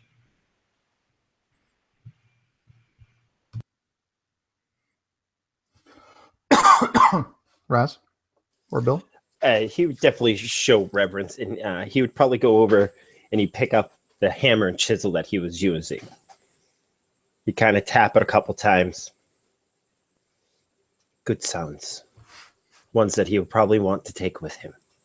And he kind of sets them as he can on the statue with him. And just bows his head. Turns and walks away. Okay.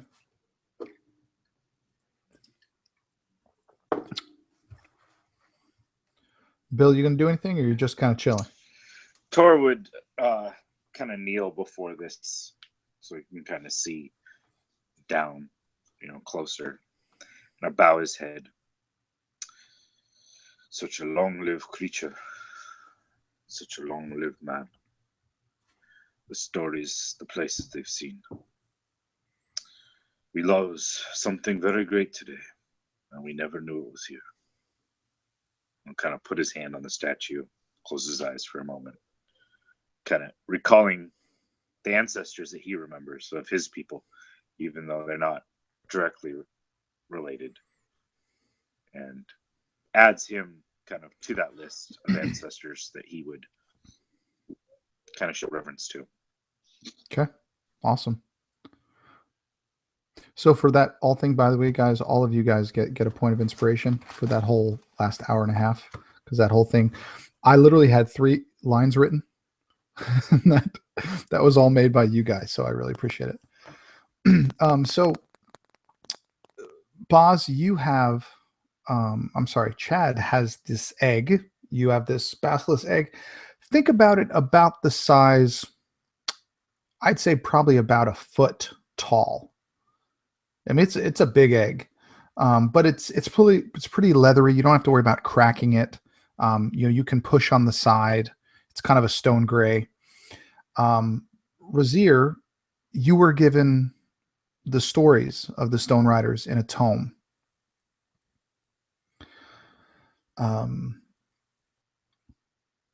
Jake, you said that you want to, I'm seeing in chat here, you said you want to look through his belongings? Yeah, he had the tables and whatnot, and he had said that whatever he left behind, we could make use of. And I'm just looking to see if there's anything that would benefit us. Sure, absolutely. What I need each of you to roll me a d20. I have a list of 20 things that y'all are going to find, but I need rolls.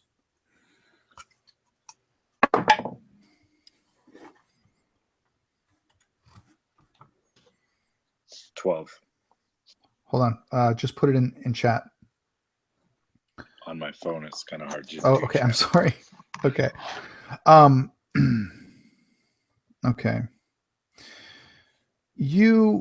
Tor, you find kind of a medallion. Looks very similar to the one that he was wearing that Boz noticed. It's just that metal. It's got some gemstones in it. It looks to be gold. Has a very large chain, and it seems to glow somewhat blue in this light. You don't know exactly what it is, but it's the first thing that you see and grab.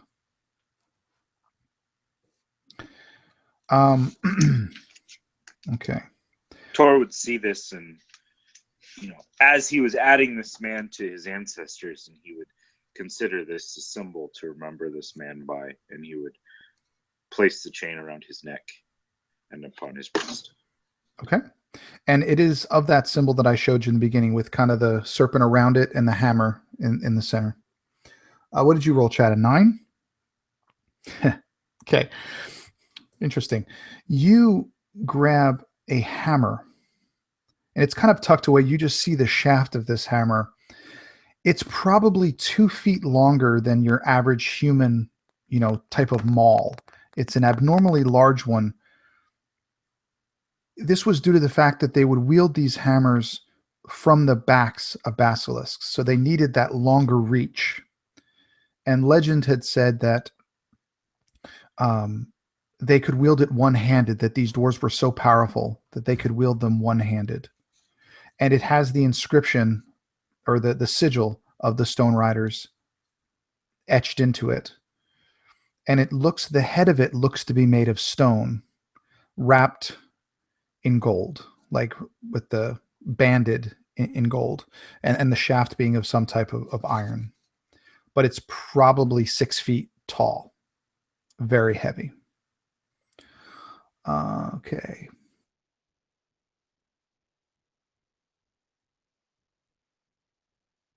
Scott, you find a red gem. You look into this gem, and it's almost like there is a storm within it. It looks similar to when you guys were on the boat on the Crimson Sunset, when the bleak storm came in, the lightning and the clouds kind of churning. When you look into it, you grab it. You feel like it's magical in some way, but you just don't know exactly what the properties are. Okay, and Jake, behind, and I'm going to give you a choice here.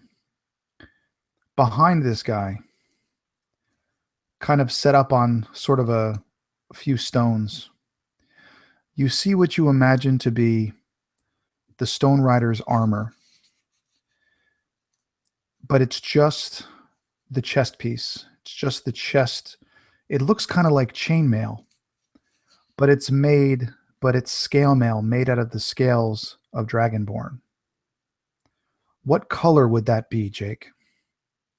What color dragon did he make his armor out of?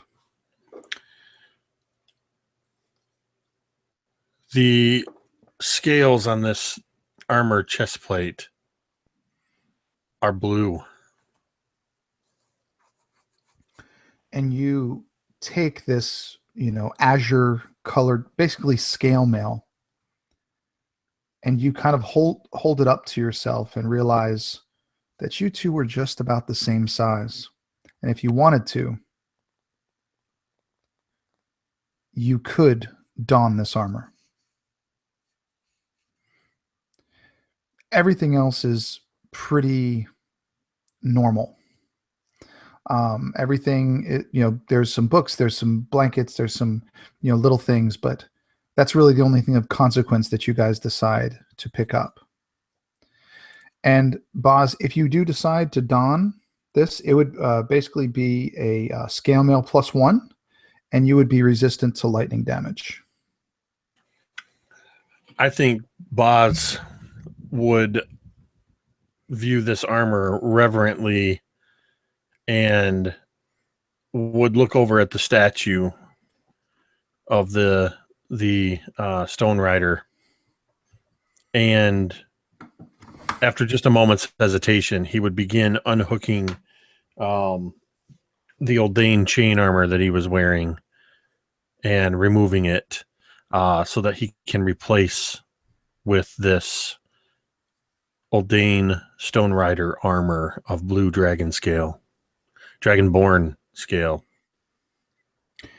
And when you don this, it just takes you a few minutes. You feel an overwhelming sense of almost racial pride. This was something that these were tales taught that you thought it was like Superman and, you know, these amazing, fantastical tales, and you realize that these existed.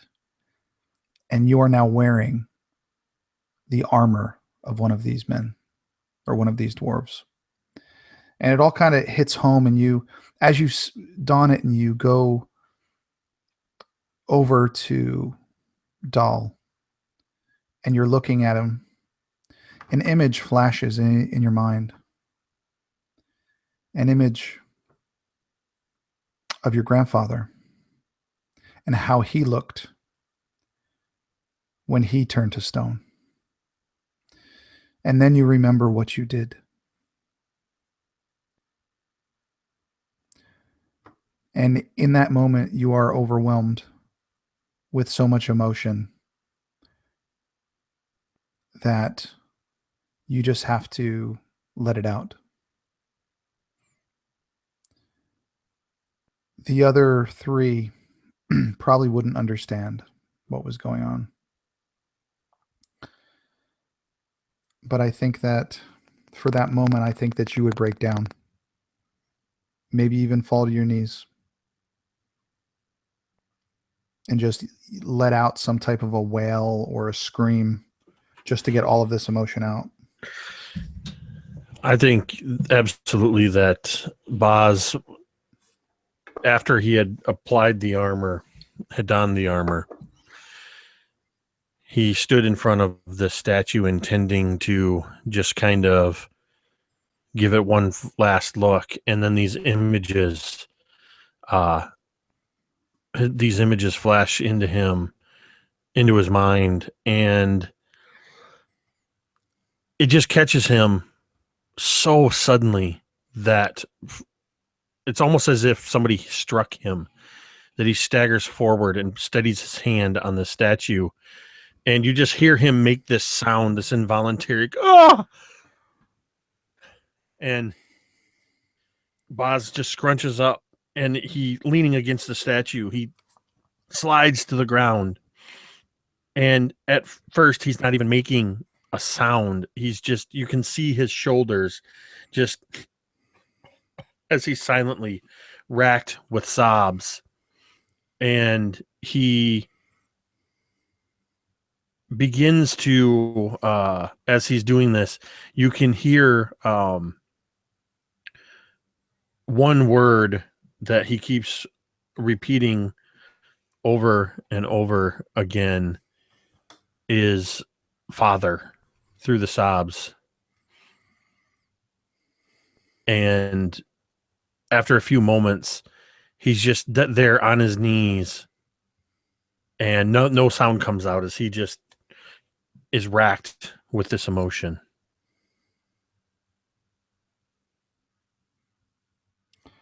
Would any of you say anything to him, or would you just let him be? I think Sentry would be oddly concerned and caring for a fellow stone, and he would trudge his way over and then just sort of kneel and place a hand along the shoulder of Bazador and just not comfort him, not say anything, but just kind of be that shoulder to cry on, that like comforting stone. They can just be there, that rock that you need when you're emotionally weak.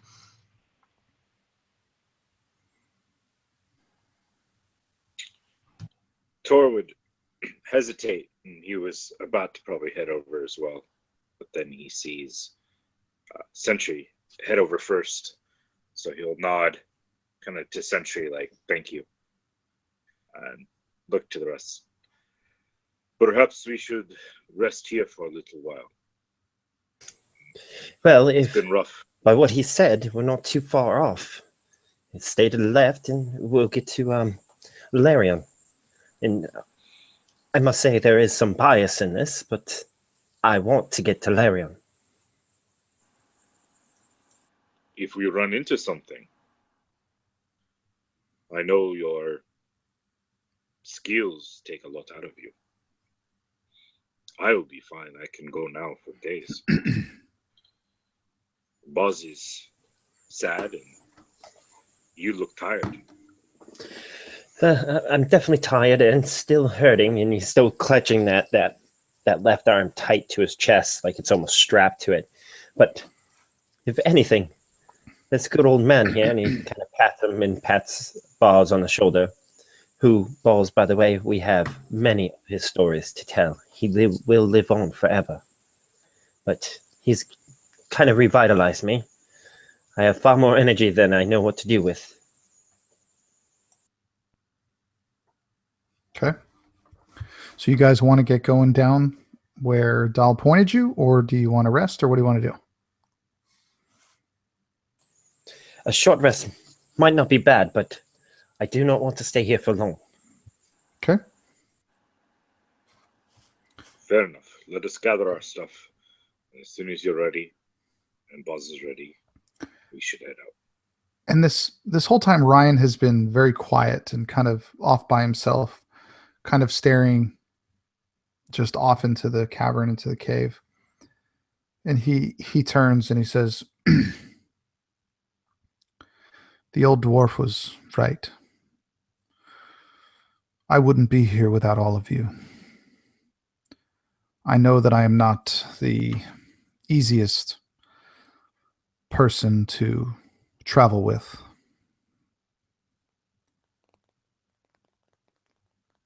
He said something that resonated. I am not my father, I am not my grandfather, I am just who I am, and I know I am not the men that they were.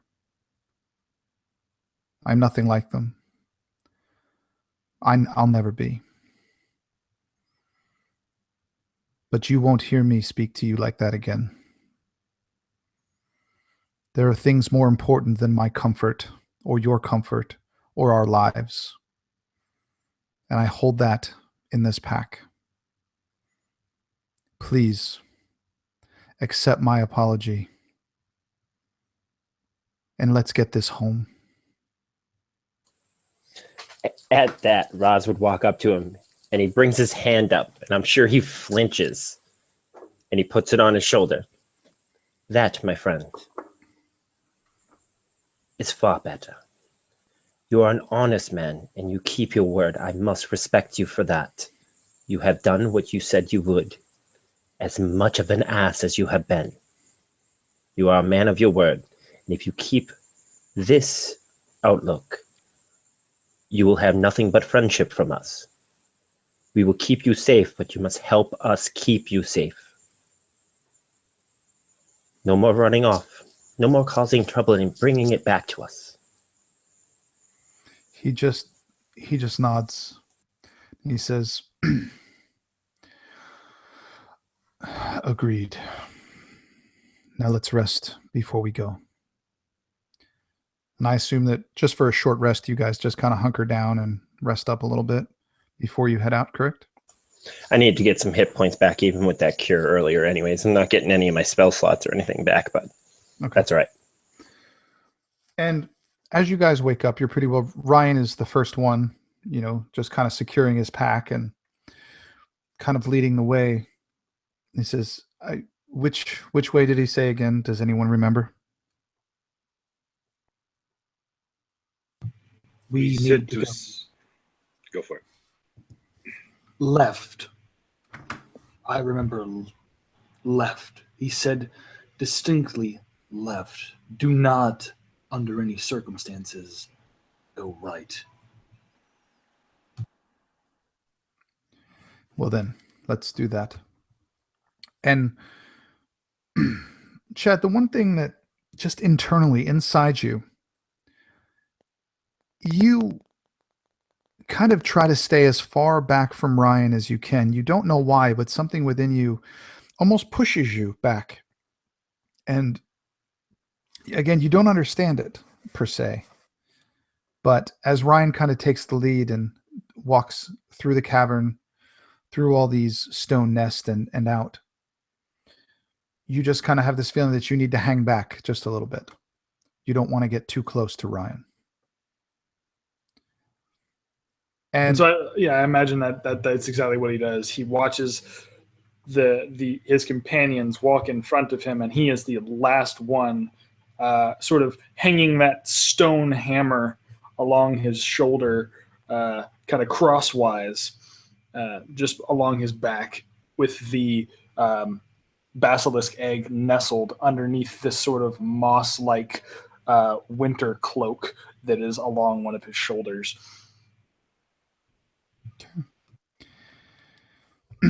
Would anybody say anything when you guys started heading out, or would you just kind of be silent as you're going, just kind of paying reverence to this guy?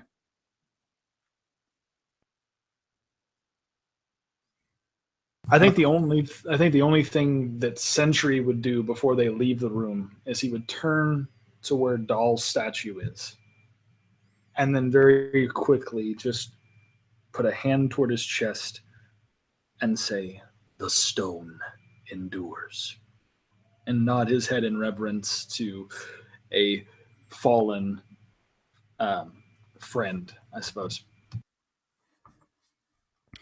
And as you guys go through this tunnel, there's really not much to tell you. Boz can use his light cantrip if he can't see well. The rest of you have dark vision. It's not really that huge of a thing. And it only takes a few hours. And you notice that the stone is more clean. It's more polished. It's not just hewn stone. It's actually cut. The lines are straight. And as you continue to go, you notice that the tunnel starts to have a slight incline up. And over the course of a few hundred yards, you come to a grate and a terrible, terrible smell. This, you guys can only imagine, are the sewers of Lorien.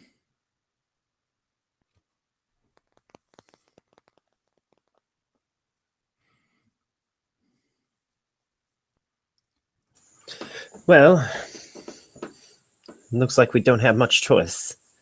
With everything else that we've been through just to get to this, I guess it could be worse. We could be just trapped at sea.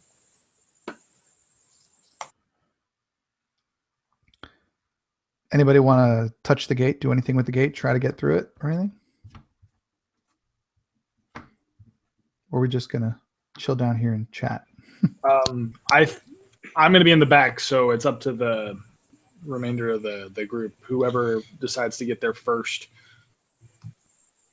Tor will work on it. He would probably have led the group with his dark vision and everything.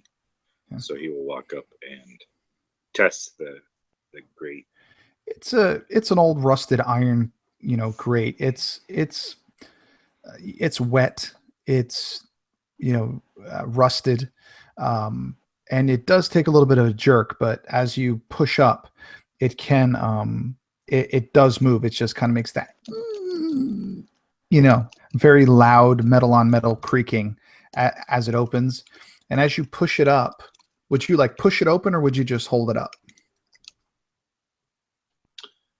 I would imagine he'd probably kind of shove at it, thinking that it would be harder to start with. So then it would push open. And when you do that, you shove it up, and it actually opens easier than you thought, and it just crashes and makes this just loud, just and you can just hear it echo throughout the sewers. But the grate is open, and there's enough room for all of you to just walk right in. He would flinch at that. Tor would flinch at the sound, realizing probably should have been a little bit more careful, and then shrug, too late, and walk in. Okay. Looking for anything around, see if there's any danger. When you stick your head up and you kind of go up there, it just looks like a dark sewer. There's a small channel of water that runs through the center of it. The walls are covered in mold.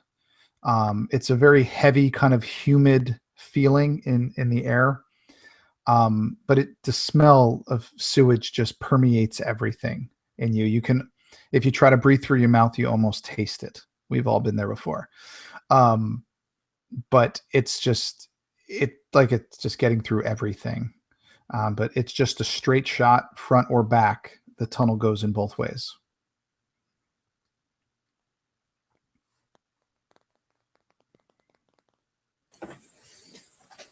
Well, carry on the same.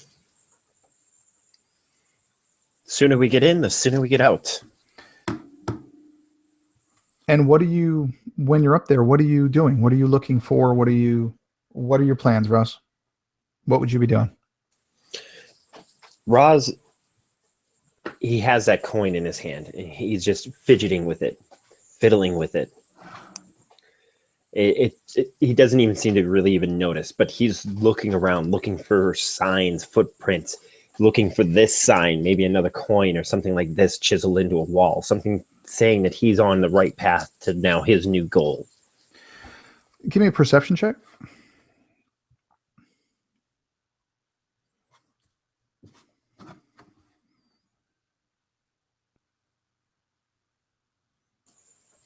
$10. Okay. You don't see anything here. And both sides look equally ominous both ways. So you guys just need to decide which way you want to go, left or right.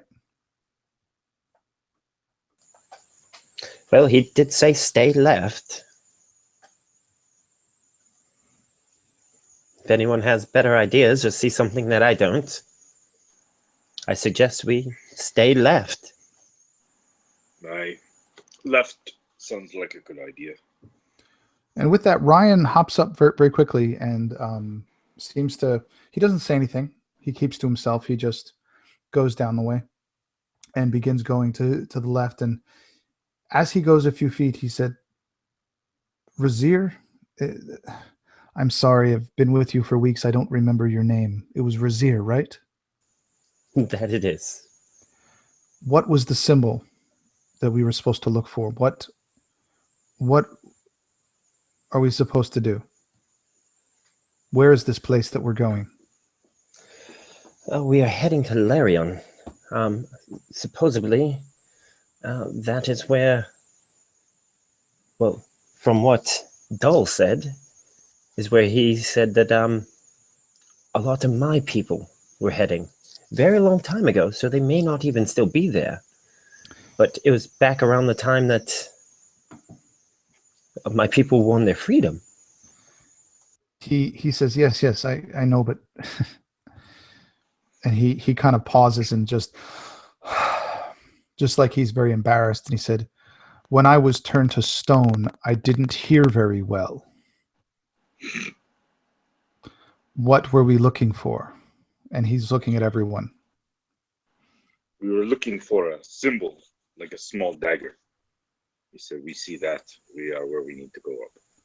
And he goes, okay, a small dagger. He would hold up the coin and show him, I believe this is what we are looking for. And he just rolled a nat 20 on his perception. So he very quickly points, he goes, oh, like that? And Bill, you see it too. You both kind of eye it at the same time and like, hey, it's right there. And it is the way you guys are, it would basically be pointing directly in the direction that you're going. So it's almost as if it's pointing you directly ahead. throughout.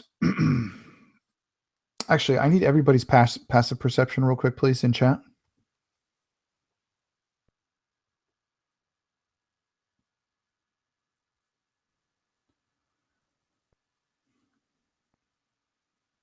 Okay. Scott and Chad, as you guys are walking, let's see what Ryan does. And Ryan as well noticed that these daggers seem to be on the same wall, heading in the same direction, and they're getting closer together. But as when you first started, they were 30 or 40 steps apart. Then they became 20. Then they became 10. And now it's like there's one every few feet. And as you turn this corner again, staying to the left, there is a large robed figure just standing there. It looks to be a tiefling, but this tiefling stands almost as large as Tor. Not as broad, but just as large. And this kind of hooded, robed, kind of shrouded dark figure speaks to Ryan and says, "You are trespassing here. Be gone now." And Ryan takes a few steps back, remembering he promised not to rush in. And he probably takes 4 or 5 steps back until I would think he would kind of run directly into Tor's body. What would you guys like to do as you see this figure when you turn? Tor would place a hand on Ryan's shoulder and kind of do that scoop around and kind of like guide him to stand behind him and raise his shield and look to one of the speakers of the group. I'm sure Roz was probably directly behind Ryan and like saw him backing up and just kind of like sidestepped out of the way. So he just kept backing up past him as he bumped into Tor. But Roz would, hello, sorry that we are here. We don't need to trespass. But we were told by Dahl, a very nice Uldane dwarf back there, that this was the direction that we needed to go. And if you take a look at me, and he'd kind of like wave Boz up with his light, I do believe we may be kin. He has his head down, kind of shrouded in the robe, and he raises his eyes slightly, and you can see the red glow. And he says, "Perhaps we are kin. Perhaps. Then again, perhaps not. What happened to your horn? No self-respecting Vylok would allow themselves to be disgraced like that. Well, You disgust me." There wasn't much of a choice in the matter, and a good fall, a good whack, and luckily it will grow back. Let's just say it's a battle scar, my friend. You don't know what scars are. When I worked in the mines, trust me, I found out. We all worked in the mines. You are nothing special. Be gone. You are not welcome here. Well, we'll see if perhaps the person in charge has something to say. If you wouldn't mind contacting them. Maybe Azanza is around.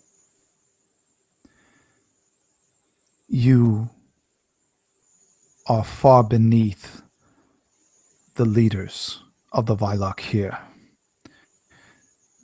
They have no time for broken Vylok like you. You know nothing of where you are or who you are dealing with. Be gone for the last time. I'm sorry, my friend. We are not leaving. I've been cordial. I've been nice. With that, he kind of takes a step back and kind of goes into a bit of a battle stance, and he unsheathes 2 daggers, 2 black daggers, and he says, "So be it. One of us dies today." Sure. And I'm going to flip the coin at him. Like, can you pay with this though? And he seems kind of surprised, and he kind of bobbles it and looks at it, and he goes, almost just his eyes widen, and he goes, yes, just realizing that he just messed up big time. He puts his daggers away, and he said, "Where did you get this?" From a trusted source a little ways back. A wonderful dwarf who pointed us in your direction and said that you were kind to him and his basilisk. That was long ago. I had forgotten we had given him this. But if he gave this to you, how do I know that you didn't steal it from him? How do I know that you didn't kill him for it? Very much to our chagrin, he has passed on himself. It was his last days yesterday.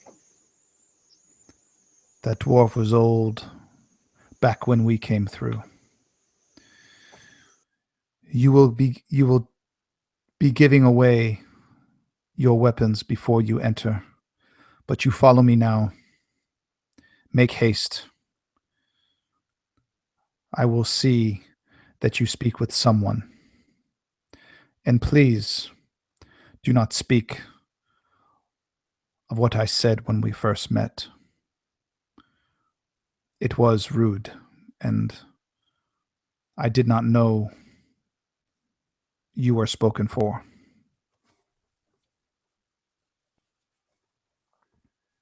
You're muted, Chet. Scott. No worries, my good friend. Think nothing of it.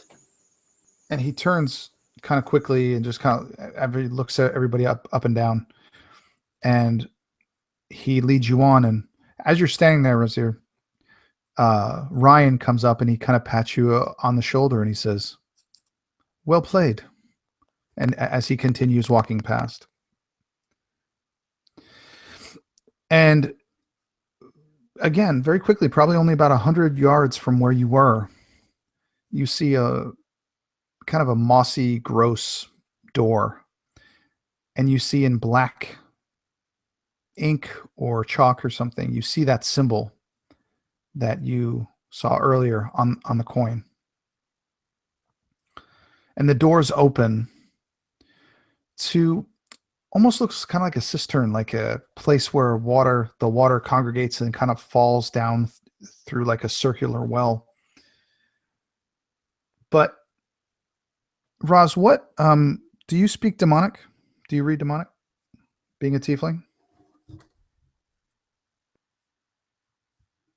Not demonic, but infernal. Okay, we'll do the infernal then. You see the walls are covered in the infernal language, with prayers, with sayings, with songs, with things that you remember from your time as a slave. And the one name that keeps coming up over and over is Zathan. And I'm going to need you to give me a history check with advantage for Zathan.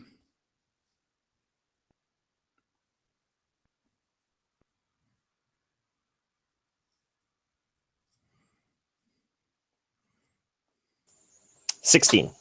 Is it Zathan or Zalith? I'm sorry, Zalith. I apologize. I was like, we didn't talk about Zathan. Sorry. Who's Zathan? Sorry. Zalith was a hero of the Vylok people. You know that the Vylok were slaves to a demon prince, and they rose up against him to get out of that realm. Zalith was an old, almost infirm Vylok that made sure that the women and the children and the infirm and the people who could not fight in the rebellion still made it out. He chose to close the portal behind all of you, and he stayed back to make sure it couldn't be opened again. His followers are known to be extreme, to fight slavery and servitude in all of its forms. You've heard whispers that they have formed their own order, and that they are among the most feared assassins in Dragongrin.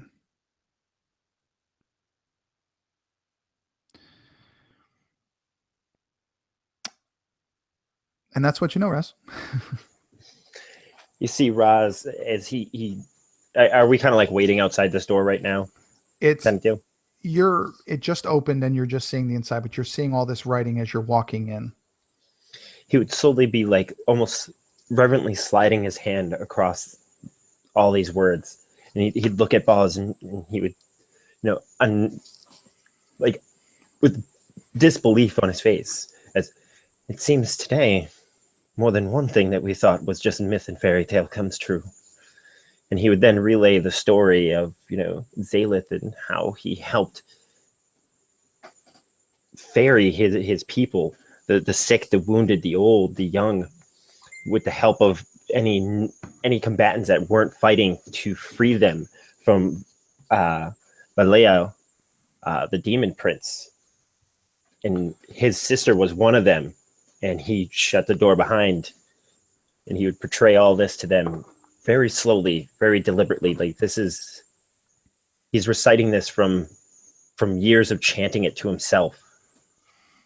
And as you guys are escorted in, several other heavily dark-robed tieflings come to your sides.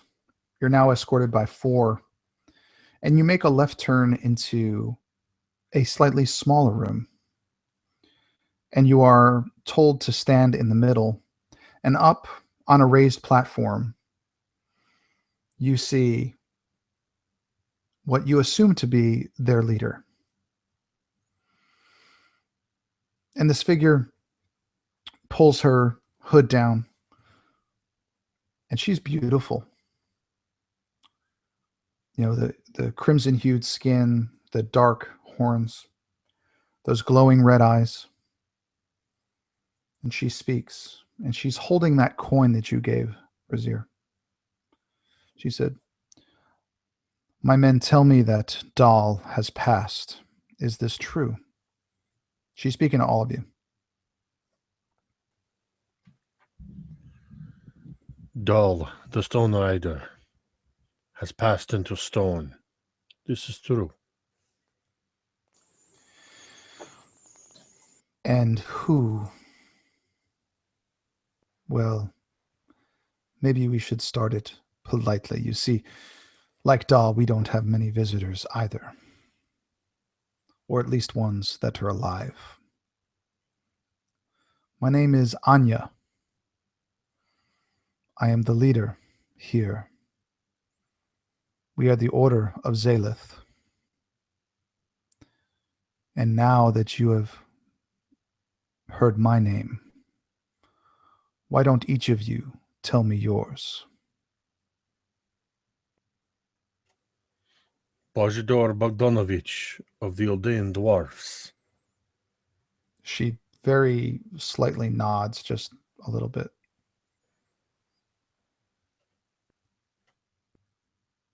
Who wants to go next? I am Leader Tor. It is a pleasure to meet you, Anya. And You may call me Tor. And she again nods. Tor, yes. And she looks to you, Chad. My name is Sindri Drovan. I am from Chitrevan. I am of the Chitrevan elves. I was born there. It is a pleasure. She squints a little bit and she said, "There are no more Chitrevan elves." And for a moment, you see, I imagine that even though his face cannot really emote emotions, it's almost as if the stone has just sunken back into his face and just he's kind of crestfallen. No more, you say? I could have sworn. No. That cannot be true. And it's almost like he's having this moment of disbelief and doubt because he can feel it, something in his chest. And as long as he feels something there, it's almost like it's not real to him. And she looks at him and she nods a little bit and she says, I understand the feeling of losing your people or being the last. Perhaps another day we can discuss that between us. And he just sort of gives a very almost, he doesn't want to nod, he doesn't want to accept it, but you see his large stone chest. If he could breathe normally, you would see his large stone chest sort of heave forward and then sunk down back in. Very well. I will leave it for another day. And what about you, Roz? She would look to you and said, you are like us. You know who we are. Who are you? He would reluctantly, like not reluctantly, but like slowly step forward, and he's kind of like wringing his hands and just fiddling with stuff on his belt. I am Razia Resonance from my home troop. Left there to attempt to not only find possibly you, because legends have been passed through my people of how you guys escaped, and my sister was along with you. And as you say that, you hear a voice, a familiar voice behind you that says, still can't answer a question clearly. Can you, Fiddles? Without even thinking, he turns around and says, I told you never to call. And he would, what does he see, perchance? He sees another large, dark, black-robed figure. But he does see her glowing yellow eyes. The only thing that tells you besides her eyes that in fact is your sister is the fact that she called you Fiddles. And she was the only one who ever did that. Slowly, step by step, he moves towards her. And you guys have known him long enough now to where, like, you can see that walls, emotions are breaking down. And within a couple steps from her, he breaks almost into a run and just almost tackles her. I haven't seen you in decades. And she embraces him for a moment. And then very quickly kind of pushes him back to arm's length. Says, this is not appropriate here, Fiddles. Yes. I'm sorry. It has been quite long, sis. I see you as stoic as ever. And she looks you in the eyes and she pulls back her hood, revealing again what you remember to be an amazingly beautiful Vilok woman. And now her face is lined with scars along her cheeks, along her forehead. You can see her hands, her arms. They almost look patterned, like a ritual. And she says, you should not have come. And then she looks down at your necklace that you have. She said, you still kept this. I thought you would have thrown it away long ago. It's the only piece of mother we have left. And she reaches into her robe and she pulls out a similar stone, but larger and red. She says, it's true. It is all we have. But her memory will remain. What we do here isn't about memory. It isn't about the past. It's about the future.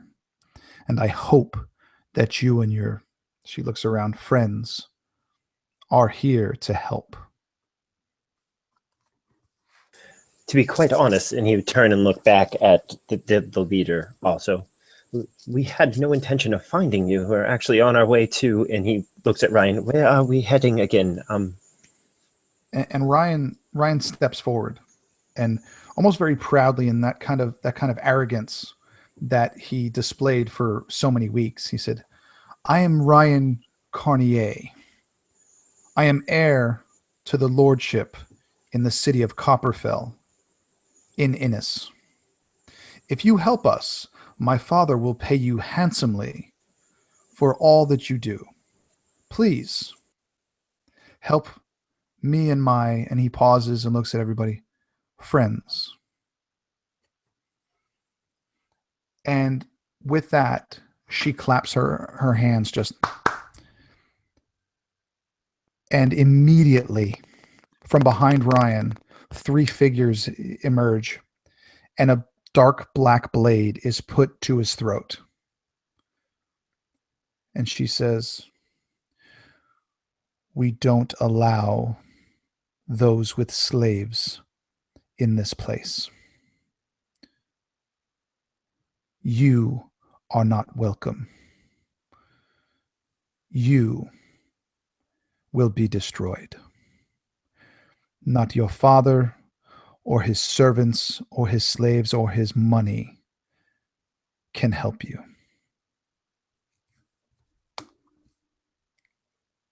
What would you guys do to that? Roz, can you talk some sense into your people here, Roz? Yes, Tor. Give me 1 second, please. Before you do that, please reconsider. He is not a bad man, and he is not the one who owns the slaves. I don't know what we can do to possibly mull this over, but this is a gentleman that we do need.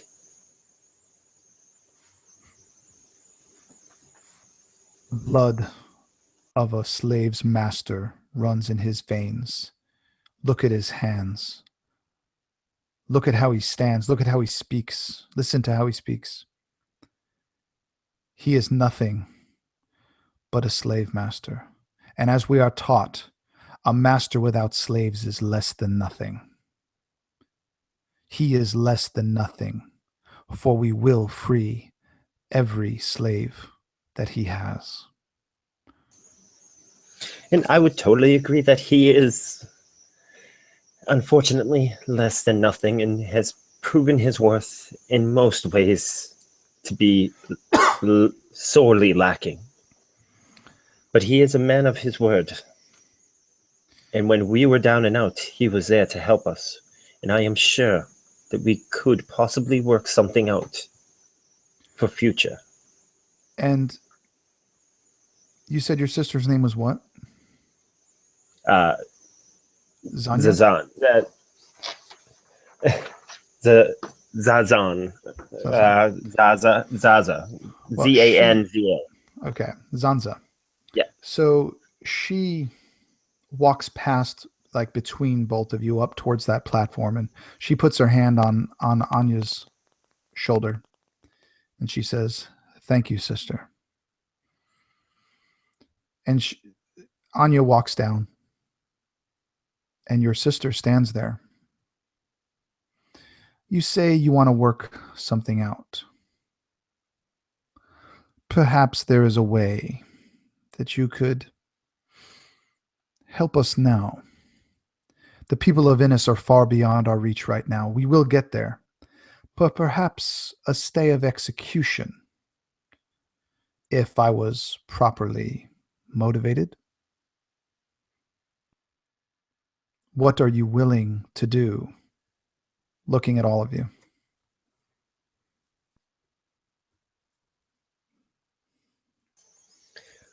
You have my personal word Unfortunate. to help free as many slaves as possible. But it will be done without bloodshed, sister. Bloodshed is the only way to make sure they are free. The master will always have slaves. The masters must be killed. Then we must make them not masters anymore. Show them a different way. Killing this man will do nothing to gain us anything. It will not do anything for you, my brother. Zathel teaches us what must be done and what will be done. I asked you a question. What are you willing to do? Are you willing to trade one life for another? Are you willing to kill one master to save this one? To save your friend, as you called him?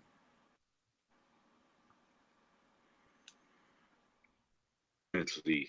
This man is kind of, well, he's quite often an ass, but we have given our word. We are to protect him. So if that means we must do something else, I believe we will do it. I asked you a question, and she's looking directly at Boz and Razir. Will you kill a master so that this master survives for now? Are you willing to do what we ask? I will not ask you this question again.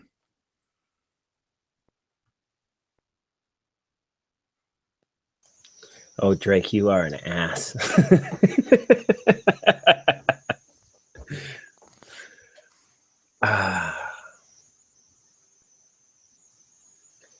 Dear sister.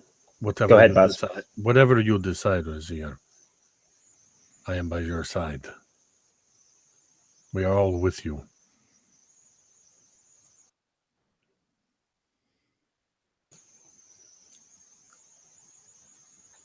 If I have to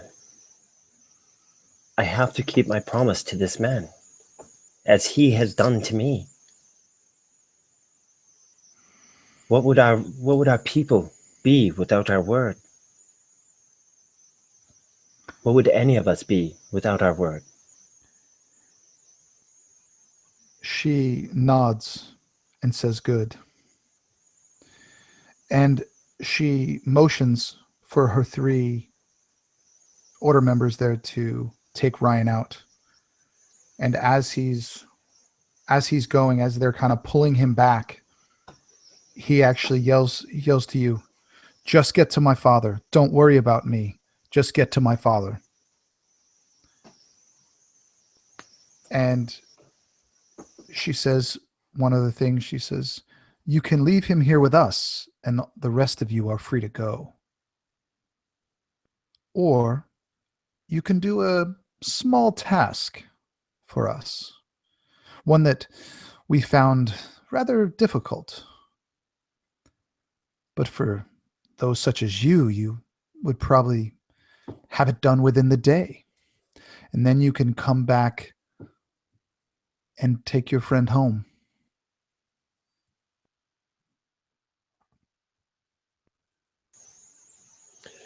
We will do what you ask, sister. But not a hair shall be harmed on that man's head. If you do this task, as I have said, you will be able to take him to his father. That I promise you. Now the task at hand is simple. You will go in to the sewers of Lorien again. I will give you a map to find the manor of what we have called Sullivan Manor. Master Sullivan is a horrible, terrible master. He is known to beat his servants, to starve them, to kill their women and children, to throw them away whenever he sees fit. He is the only master left in Lorien that we have not silenced. We have found a passage that will get you into his manor. We have taken a key that will get you into his room. Your orders are very simple. Kill the master. Plain and simple.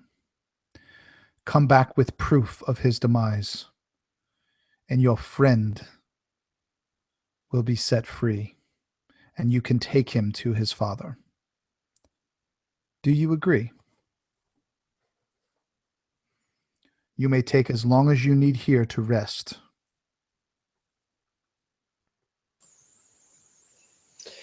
As most days in my life, sis.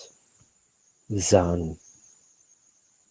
For I don't know if you are my sister anymore, with this much hatred in you. Look beyond the blood, my brother, and be what you were meant to be.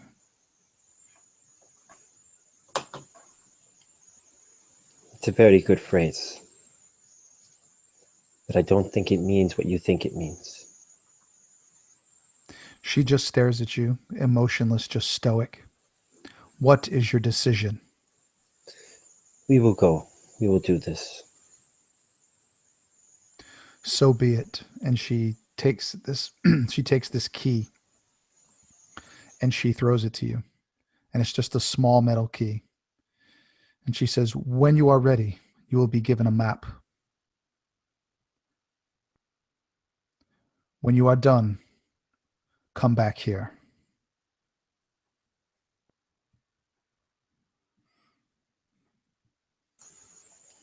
Then a place to rest for now. And I And want him with us until we leave.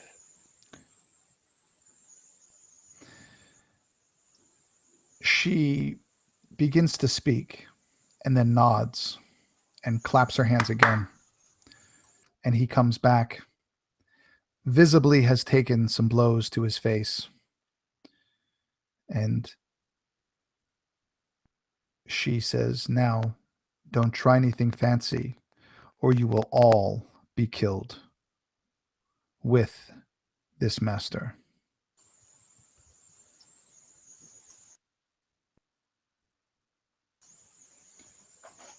Come now. And as he turns to walk away with everybody else, he grabs Ryan. You hear him mumble, and he's going to cast Cure Wounds on him to heal up all the bruises. Okay. I'm sorry this has happened. He just looks at you and says, for what I have done in my life, this is probably nothing compared to what I've put others through. Don't worry about me. Do what you need to do. I will be here. Well, be sure to remember this lesson. Treat others differently in the future. If not, you end up with people like this, looking to kill everyone like you. He just grabs his stuff and just kind of, in the first show of humility that you've seen him have in weeks, he just puts his head down and just holds on to his pack and just starts walking with all of you. And your sister's eyes don't leave you the whole time, and you see her as you're walked into another room until the door closes. And all of you are in there. The door isn't locked or anything. There is a guard posted, though. And you can rest here until you're fully healed, have all your spells back, and you are ready to go to Sullivan Manor.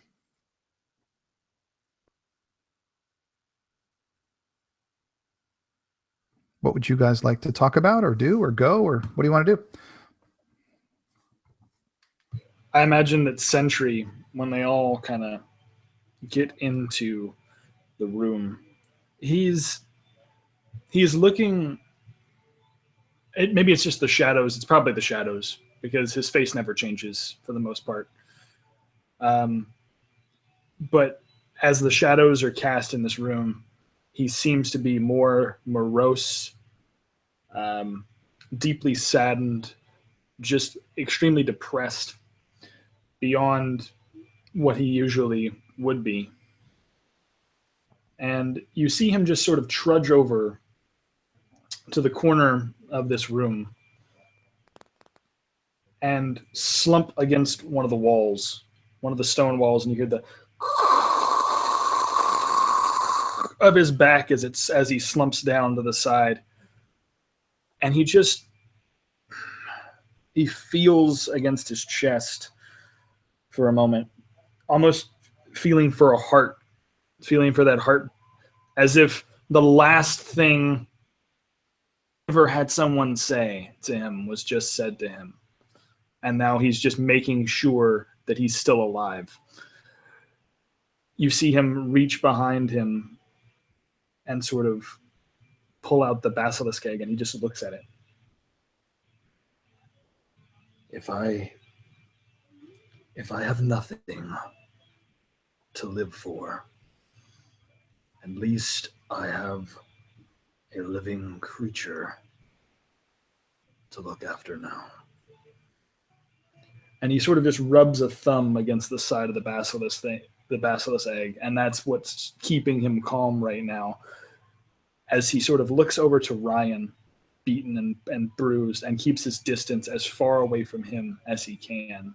This now weight that's in this room with him, on top of the knowledge he's learned, just dragging him down to the floor of this room.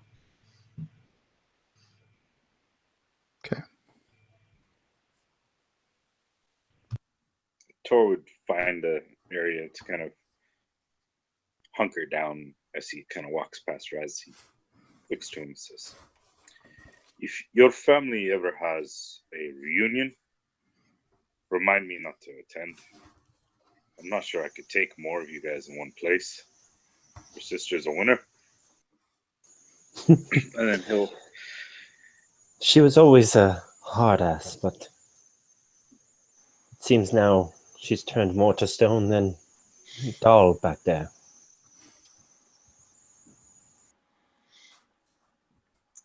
This place, this world, has become a place that we change.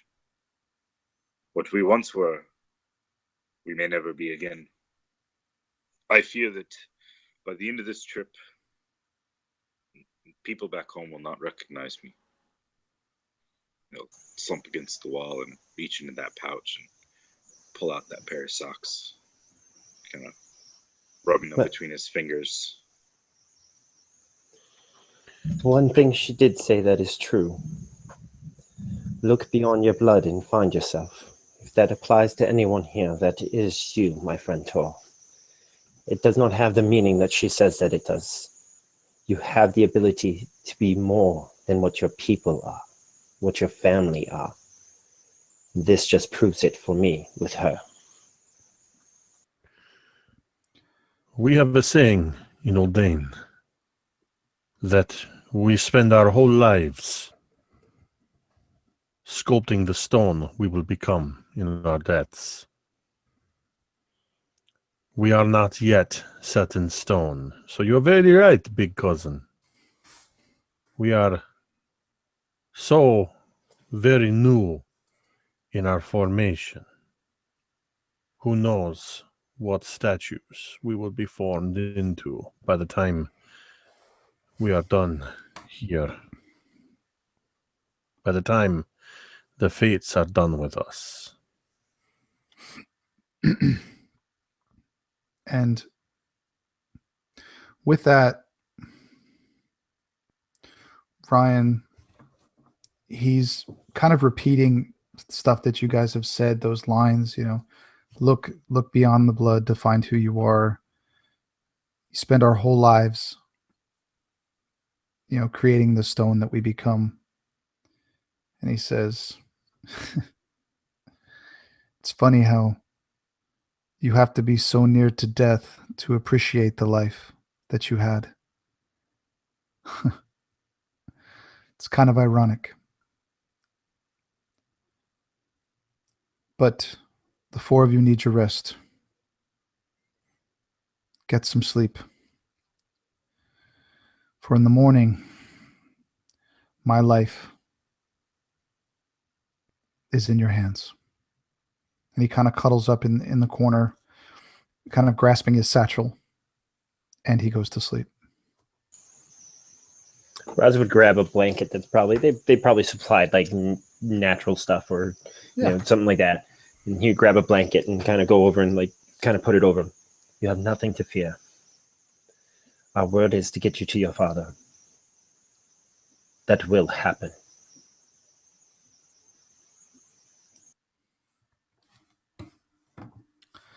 And with that, each of you goes to sleep. And you are woken 8 hours later by a rapping on the door. He said,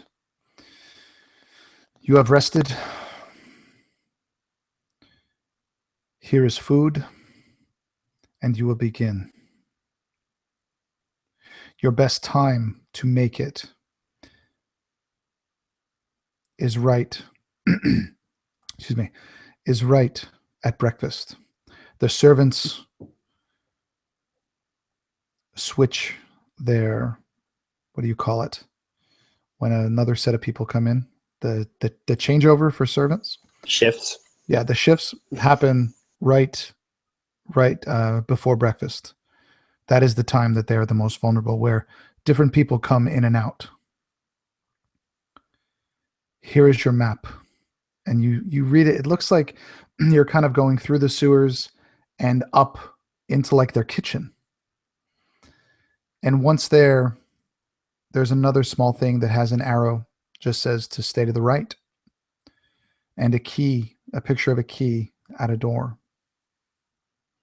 You can only assume that that's where it's telling you to go. And that guard and one other comes and they take Ryan. And they just kind of laugh at you and they say, don't worry. We'll take good care of him. Raz would stand up at this and be like, you have the word of my sister and apparently your leader that no harm will come to him. None. No more bruises. No more cuts. They just kind of shrug you off and take him away, very forcefully, kind of dragging him. And then your sister comes, Zanza, and says, "It is time. The faster you get there, the faster you get back. Go now, brother, and don't fiddle around." Oh, you just had to work that in there, huh? Yes. Well, also keep your end of the bargain, or at least part of it. That man has no more bruises. He will not have bruises. And she turns and walks out. As she's walking away, or cuts! She doesn't respond.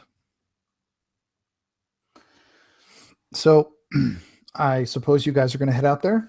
Head up to Sullivan Manor? That we are, I believe. What do you say, boys? By the quickest route possible. Lead the way, Fiddles.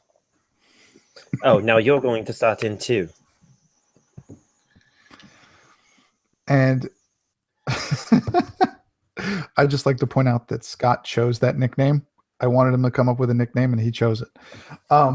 You gave me the choice of two. Yeah, Jitters. Yeah, was it Fiddles or Jitters? Yeah, Jitters or Fiddles. And I thought Fiddles worked a little bit better in the line. So there's really not a lot that blocks you in the sewers. The the group here, the order has pretty much cleared the way for it. So, it's not really an issue to get to this opening that apparently from this map goes into the kitchen. You see, it's not really a grate, but you see through some slats just the hustle and bustle of people walking in this kitchen. And you can hear pots and pans slamming, and you can smell food cooking and bread and meat. And you can hear people calling to each other to get that done, to get this done. What would you guys like to do?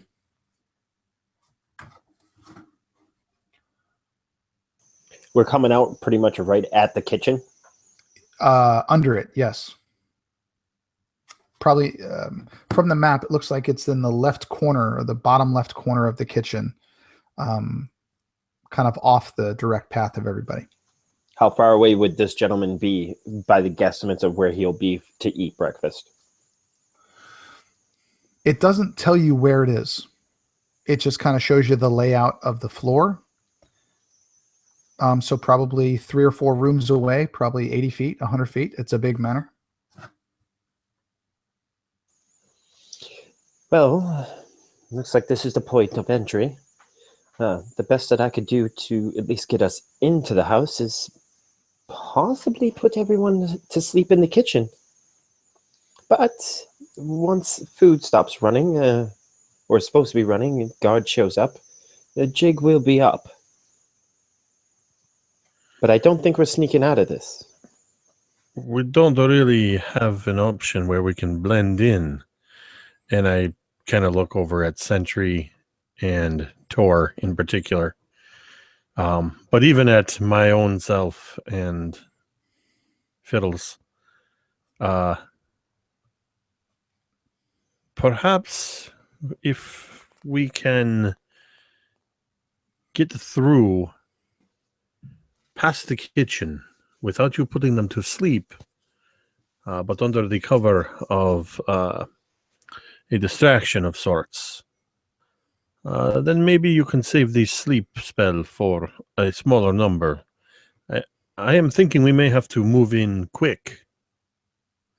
And Buzz, as you're talking, your voice is kind of reverberating through the sewers, and you, all of a sudden, the grate that's above you, that's leaving this kitchen, flies open, and you see a person look down at you.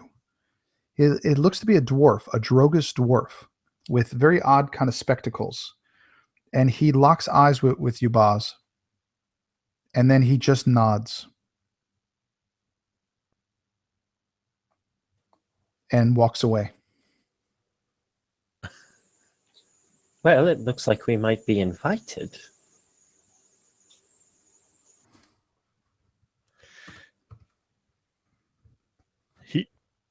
He just looked and nodded? That's all. He looked at you for a quick second, locked eyes with you, nodded, and walked away. Well, somebody knows we are here. Don't look gift sheep in the mouth. That's what they say, right? Well, then, I say let's go. Apparently, we've been expected. I don't think we'll have a problem from the help, then. Somebody want to give me a boost up? No problem, little cousin. And Bazador becomes sausage as his body gets crushed through the grate. Yeah. Well, the bespectacled Drogus dwarf did open the grate, yes? Yes, he opened it. He didn't say he left it open. But I didn't say he closed it either. So Sentry's not shoving me through the grate. Correct. So you get up there, Baz, and you just see, when you first get through it, you kind of put your head up and you just see a bustling kitchen. You see several of the people that are passing through do glance at you.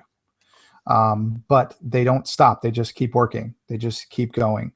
The few that do see you might even give you kind of a passing nod, but no one seems to be alarmed by your presence.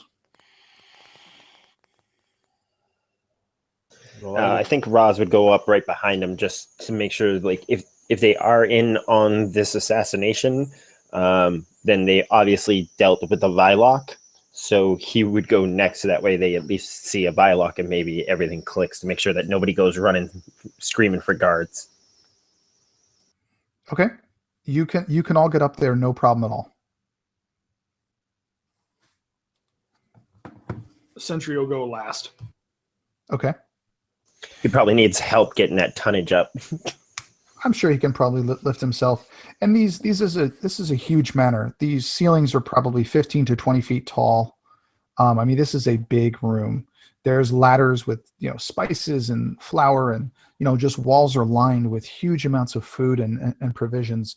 And just this kitchen is just hustling, but you feel the heat of the ovens and the stoves and the smell of the baking bread.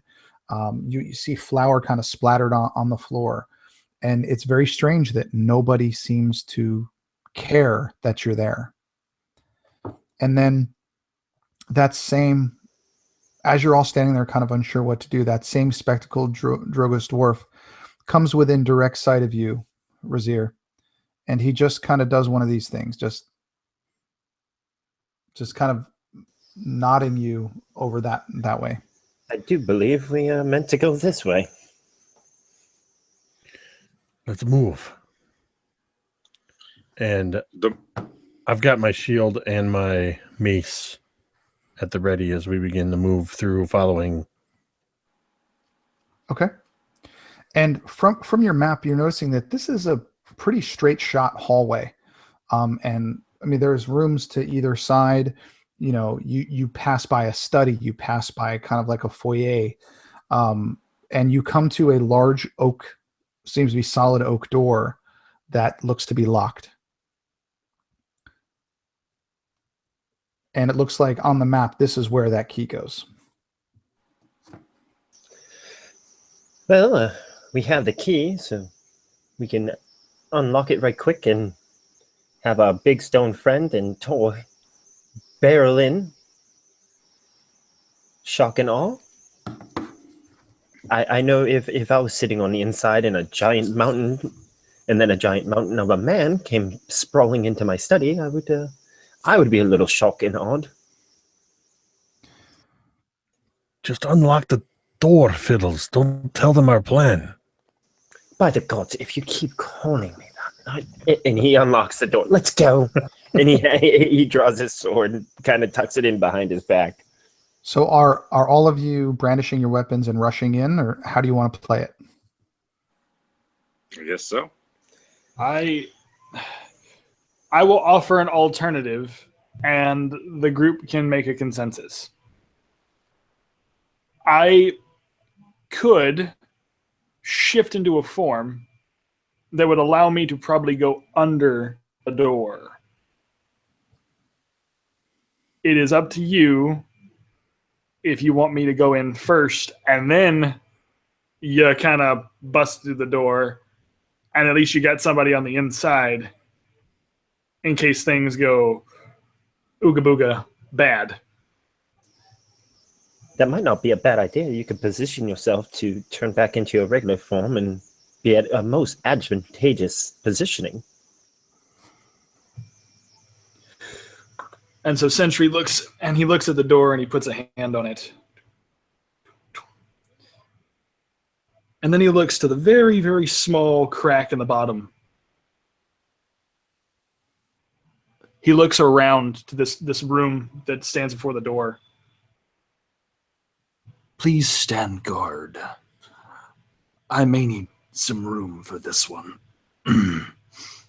And you see that all of the pieces of him begin to sort of fall away. Just face, shoulders, every limb begins to fall. And they become these, what look almost like river stones. But then these river stones fall into a pile. And then the pile begins to move and shift. And crawl, and I'm changing myself into a swarm of insects and crawling underneath the doorway. So you just see this gray mass of what I would imagine stone cockroaches just sort of crawling in around the edges and baseboards of the room. That's gross. Just waiting to pounce on the oncoming onslaught that my friends are going to rip through the doorway. And as you do that, now when you're a swarm of insects, you can see through their eyes, right? All the little ones.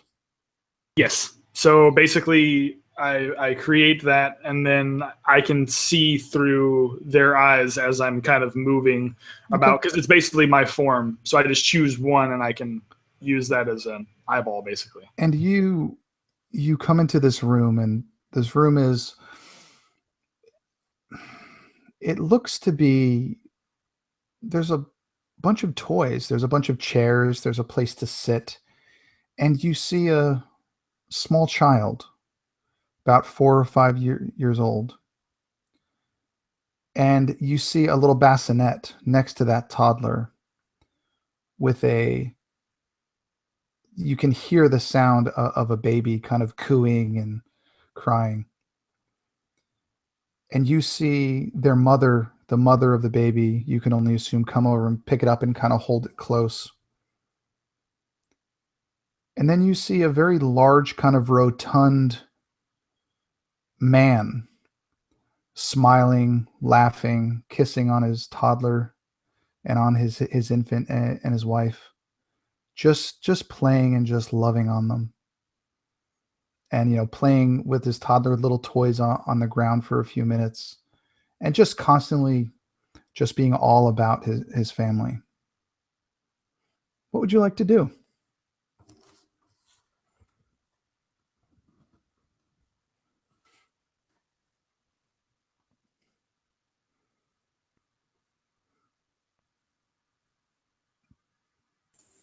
The only person who sees this is Sentry. Yep. And the plan was he goes in. I imagine that Sentry is sort of stunned. He realizes that this is a family, but he knows that he has a mission. He has a he has a goal, and emotions cannot cloud the logical input.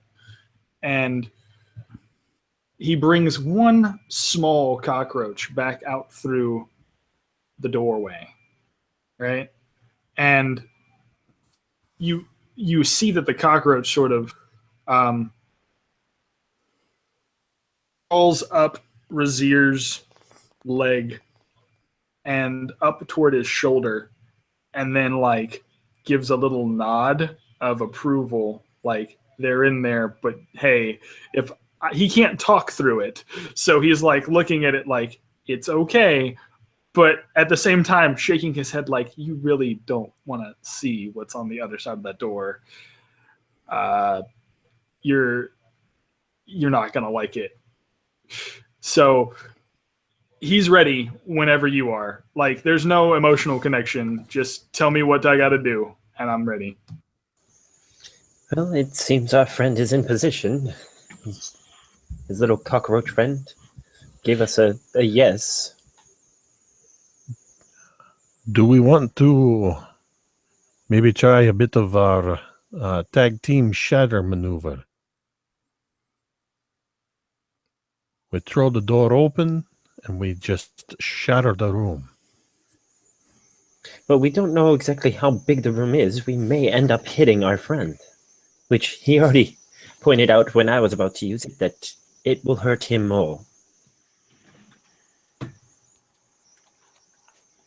All right. Probably could just rush in and. All right.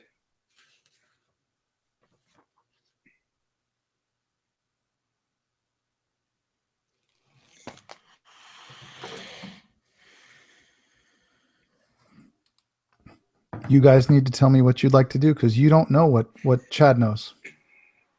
Razir, you said you have ability to put people to sleep. Perhaps we lead with that, and then this master and any servants that are in there will be easily taken care of, and anyone else in there would not see us, so we would not have to worry about collateral. That may not be a bad idea, Tor. We lead with the sleep. Hopefully it gets everyone. And now we could evac out of here with all of them. Because once we free them of their master, who knows what the slaves might do to the rest of the... Well, I don't know that. Go in meta, sorry. I need you guys to figure out what you're going to do. Well, I say we lead with the sleep and try to knock out anybody that's in there. But hold that thought though. Remember, this is a little bit meta. You guys don't know what Chad knows. No, but it would still be a good plan to lead with the sleep. Just go in there and blast anything that might be sleep. Okay. I can follow up right at the same time with a bleak shroud, which is a reflavored fog cloud. Okay. I can obscure the room, and then I can assess the situation quickly and determine what the layout looks like. Because I believe only I will be able to see through this. Is that something that you could easily disperse as well? Because Tor and I will be totally lost, and so shan't Sentry. It will buy us a moment or two while I can determine if you are able to put everybody, however many are in there, to sleep. But we must act now. And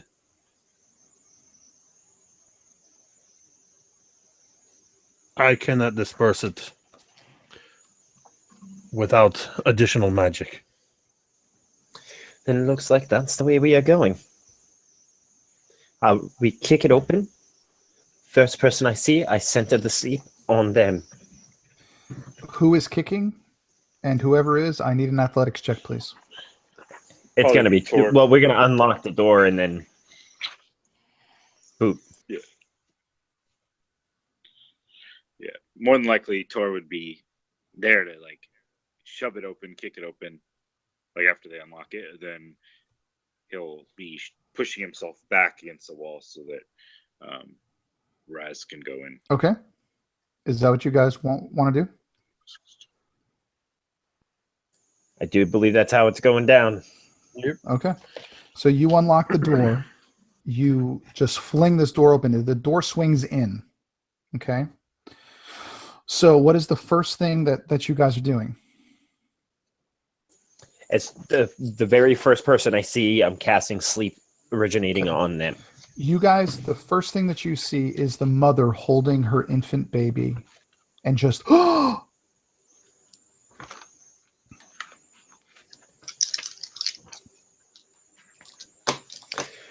So as this door gets kicked open, Mhm. we see the mother with the baby. Well, that's the first thing you see. The toddler and Master Sullivan are still there, probably within 5 feet of her. But that's the first thing you see. She's the closest one. I still believe Raz is like, he probably kind of prepped the spell beforehand. You'd kind of hear the grating, almost like a lullaby sound of the sword hitting metal, and he's almost drawing out like symbols in the air, like tang, and he writes, and then tang, and he writes some more, and then the door gets kicked in, and still cast and sleep. Okay. What do they need to roll? Actually, what it is I roll 5d8, and that amount of hit points starts with the lowest hit point in the room that gets hit by it, and negates it off until the points are gone and people are asleep. So, What did you roll?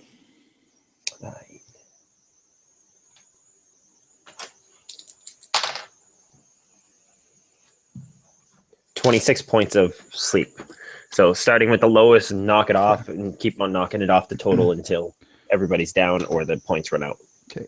The infant falls asleep. The toddler falls asleep, and the mother falls asleep. The master, the rotund man,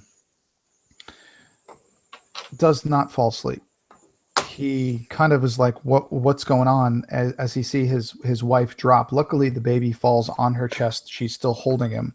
So the baby is fine, just asleep, as does the toddler. She's playing on the couch. She just falls.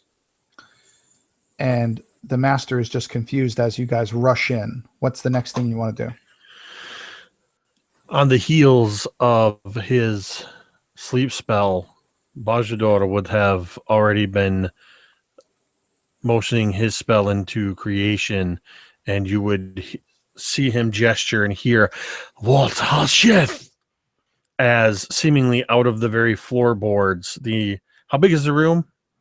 Probably 20 by 20. It's a pretty big room. That means the entire room is going to fill with this kind of reddish fog with kind of a mix of red and blue with almost seeming like flashes of lightning in it, as if the bleak itself or in miniature had entered the room, and the room is now heavily obscured. And I believe only myself with my bleak vision would be able to see through this. Yes, you're the only one. And that's something that Jake and I have discussed. Okay. It's a reskinning of dark vision, basically. Tor, yeah, you gave up dark vision to get bleak vision. Tor and Chad, what do you want to do? This guy's Tor like would probably looking around. Now he's obscured. So Yeah, Tor would probably be following up to charge in after that. He's gonna try to find this man in this cloud and start attacking him with his trident. Like, he just wants to get it done and move on. you have a pretty good idea of where he was when you first walked in. So I'll give you this attack. Roll for me. Let's see if you hit him. You need to roll 14. Yeah, that would be a 17. Okay, that hits him. Roll for damage. Okay, I gotta get creative. Or actually, just tell me what you need to roll, and I'll roll it for you. Okay, I have a dice rolling thing. I can do it, but I just had to get to it. Okay. Okay, 1d10 plus 2, so 5 damage. Okay. And so you rush in right before this, like right as this cloud starts to form, and you stick him with this basically fishbone trident that you still have, that you've carried with you for weeks now. Where does it hit him? I figure if he was sitting at like a table or whatever, the door, I'm assuming, is kind of to his back, so I would just rush in and probably stab the top part of his shoulder, trying to come down. And I was trying to get more like in the neck to try to get that flesh and get it deep in there and hit vital parts. But I have a feeling with his little amount of damage he ended up doing, it would just kind of hit the top of that shoulder and kind of scrape against one of the shoulder blades up there and pull back and be ready for further attacks. Okay. So you just kind of hit in the shoulder, and he's like, "Oh!" He's like, "Who are you? What's going on? Why are you?" And he's just asking questions. He can't see anything. Chad, you're up. Okay, so Sentry, seeing that they sort of went the non-lethal way at the beginning of this, he was gonna go to protect the mother and the child, but he sees that they're both asleep now, and so he doesn't really have to worry about that at the moment. So his attention is now turned toward the man, and as a swarm of insects, I gain blind sight for about 10 feet in front of me. So I imagine you see the swarm begin to sort of, just like Jake said, coming out of the floorboards of this was the bleak cloud, and as the bleak cloud begins to rise up, the stones begin to fall out of the baseboards and around the corners and the edges of the building now, and they rush toward the body of this man. And I'm going to start attacking him at his ankles and his feet. Just imagine like the scarab beetles from the mummy as it just starts to rise up and attack. Okay. Yeah, roll. You need a 14 to hit.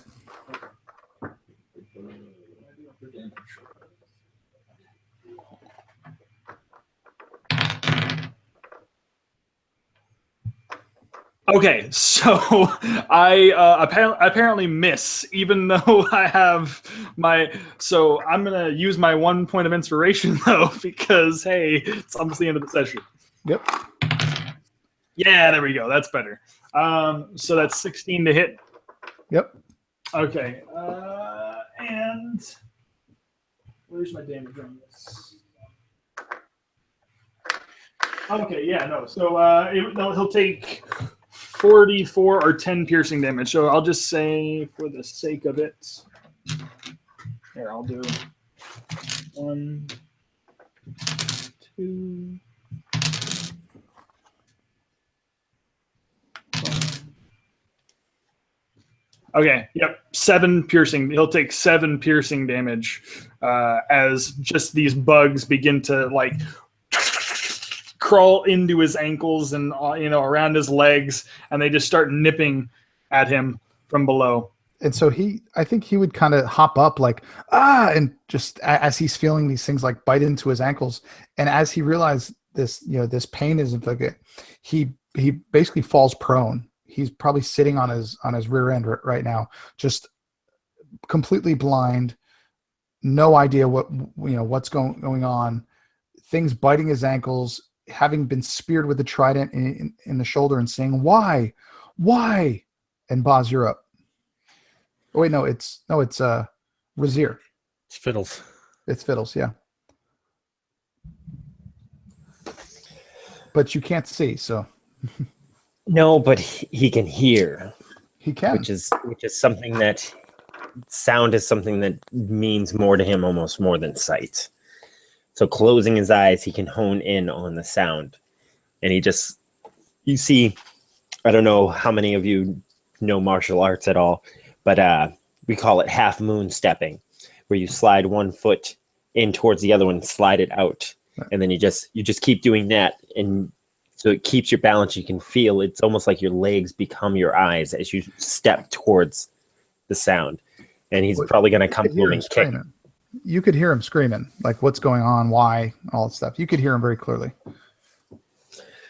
And as he gets to his body, knowing that he's directly underneath his pointing blade, I'm sorry this has to happen. But for your crimes against your own servants and people of equal to you, you must pay. It is not something that any of us wish. We will make sure that your family is safe and removed from here, so nothing will happen to them once you are gone. He says, wait, servants? What are you talking about? I have no servants. I just help with the children. Drake, you are an ass. I love it. Where's the master of this house? Who are you? What are you talking about? Who are you? It's a very simple question. Where is the master of this house? You hear him. You hear the sound of somebody like trying to get to their feet, and you can hear that he's trying to stand up. And he said, "Where are you? I need to know. Who are you? What is going on? Why was I attacked? I haven't done anything. How are the children?" The children are fine. And he would feel like Raz could hear him and hear him starting to get up. And he would kind of like as he sat up, he would kind of feel the point of a sword hit his like chest. That is as far as you were going, my friend. And then as you started speaking, you would feel on the side of your neck something go through your neck like a small dagger or something. And you will take 10 piercing damage as this man stumbled to his feet, grabbed a small dagger out of his boot or his belt or something, and jabbed it through your neck. And as blood starts coming out, he says, "You will not get me that easy." God, you people are gullible. And a completely different tone in his voice. Hearing that, I'd swing at him. I want to say you're right there. You know where he is. Roll for damage. Roll for damage, not hit. No, you're right there. You know where he is. All right.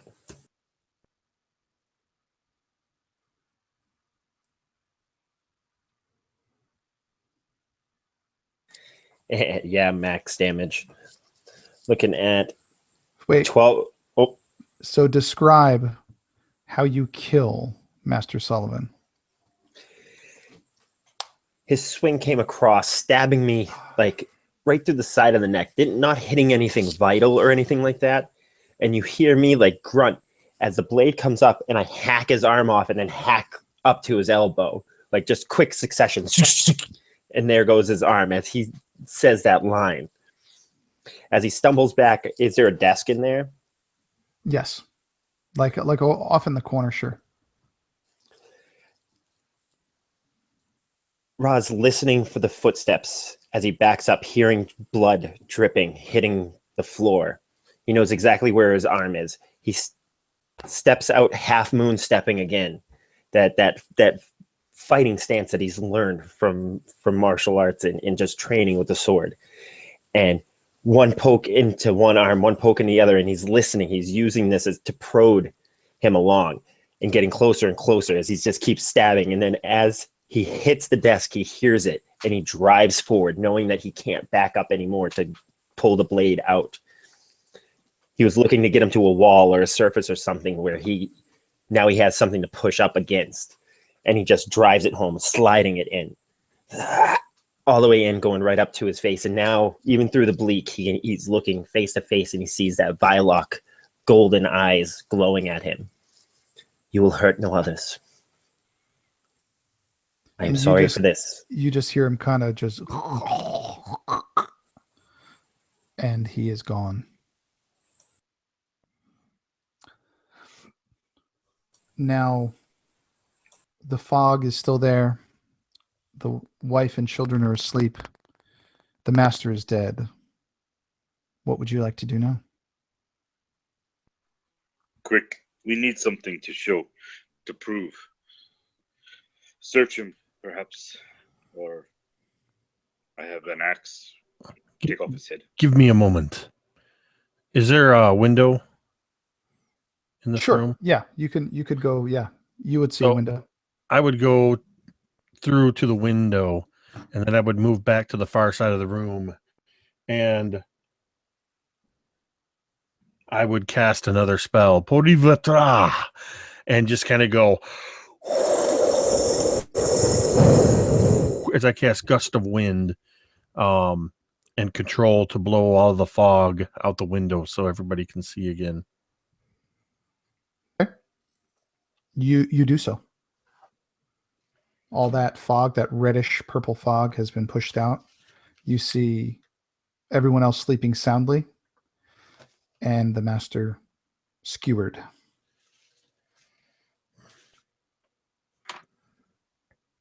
The only thing of consequence you see on the master, his right hand has 3 rings of various types, gems. One looks to have a crest. Is that the hand that's now twitching on the ground? Correct. Let's take that. The hand or the ring? The hand. The hand with the rings. And who's going to chop the hand off? It's already off. Oh, that's the one that he stabbed me with. That's right. then you absolutely do so. And you're standing there holding the severed hand of Master Sullivan while his wife and children sleep. Sentry, may I ask a favor of you, sir? And you see that now that all of this is done, the beetles begin to sort of reform and reshape, taking shape around what looks to be a sort of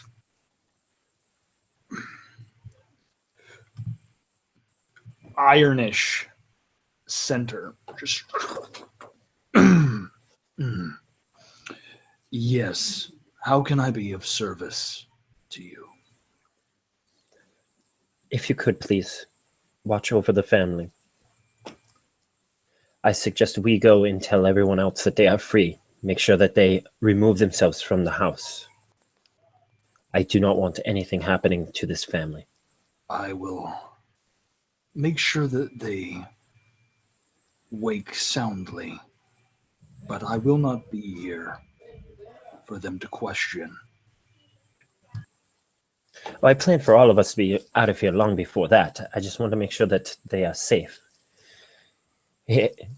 Being a former slave myself, I know one of the first things that you always want to do is get revenge on your master. And these kids, they knew nothing. They are innocent.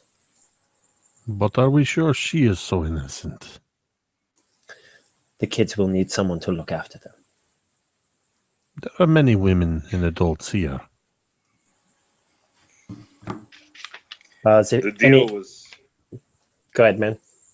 the deal was for the master. That's all we had to kill. I'd rather not go further down. But I do think that we should move this body. The children do not need to wake to this. And Tor will grab the master underneath the armpits and start dragging him back towards the kitchen, since he knows the slaves aren't going to complain. But he doesn't want the kids to wake up and see their father. Okay, and you can do so. That's not a problem. I want to find someone. Someone of these slaves. Where is this bespectacled man? As you walk out of the room, Boz, and you look down the hall, the spectacled man is looking at you kind of longingly, like, is it done? And then he sees Tor dragging the master's body out towards the kitchen, and you just see a smile in the Drogo's dwarf's face. What of the woman? What of her children? We don't know about them. We don't care about them. If the master is dead, we are free. We will flee to the sewers. We will find our own way. You need not worry about them. They are small children. They are innocent. Without slaves, they are nothing. They are less than nothing. You know of these teachings. You've been told if you're here. Just, if we are okay to go, I will tell everyone and we will go. We will flee into the sewers. You will not see us again. Then make it so. They are magically asleep, and we will leave them that way. Will you make your escape? He nods and very quickly just speaks to the people in the kitchen, and they scatter in all different ways. And you hear doors closing and things, getting knocked over and people running on the, the marble floors, the wooden floors, just a whole just cacophony of Exodus sounds. And within just a minute or two, it's silent and it has been cleared. Everybody has vacated.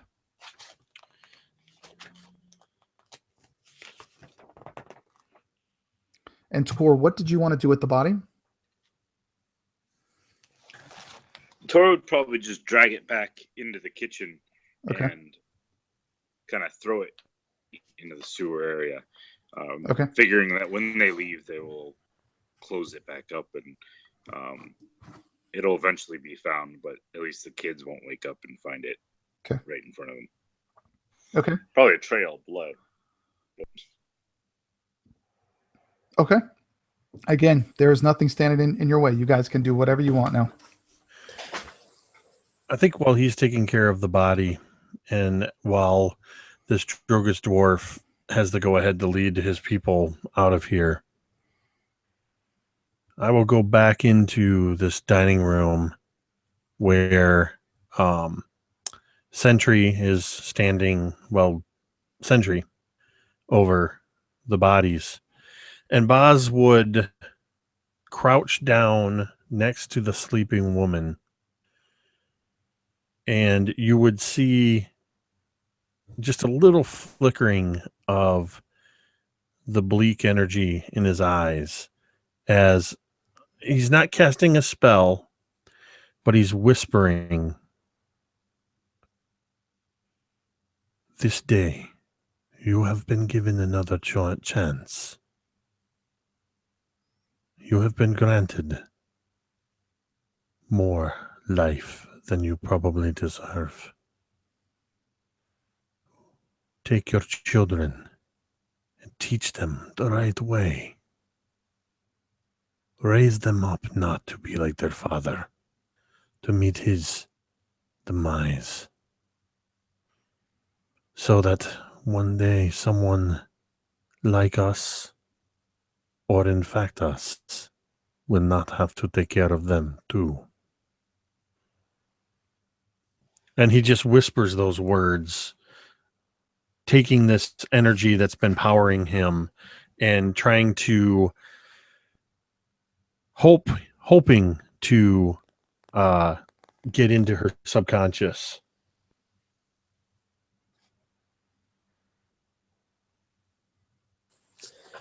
Well, I think this job is done.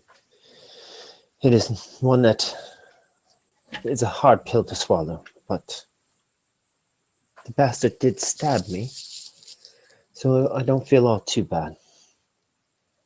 And the family is saved. Let's go get Ryan back. And you guys have been gone. The travel time probably took about an hour. You didn't have very far to go, but a lot of twists and turns, and you probably have been gone from Ryan for several hours.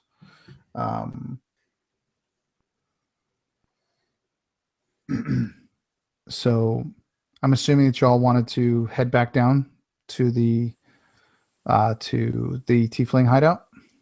Yeah, we might as well drag the whole body there since we got it. Okay, I'm assuming Tor will do that. And you guys get there, and you see the sentry, that same sentry that disrespected you earlier, Roz. And he immediately opens the doors and says, "Please come in." And you go back to that room, and Zansa is standing in the same place, her eyes glowing yellow, looks almost brighter than they did before. And she says, "So, you didn't fail, brother. I was expecting you to do what you've always done. Not only have you brought me evidence, but you've brought me the whole body. Thank you. We will display it in the square above so that any master or anyone who thinks about becoming a master is deterred." I also want your word that no harm will come to his children, and leave their mother alone. Let them fade away. She points to the left wall, and infernal, it says, "A master with no slaves is less than nothing." And she says, "They are of no consequence to us anymore. I thank you for your help. All of you may go with our blessing."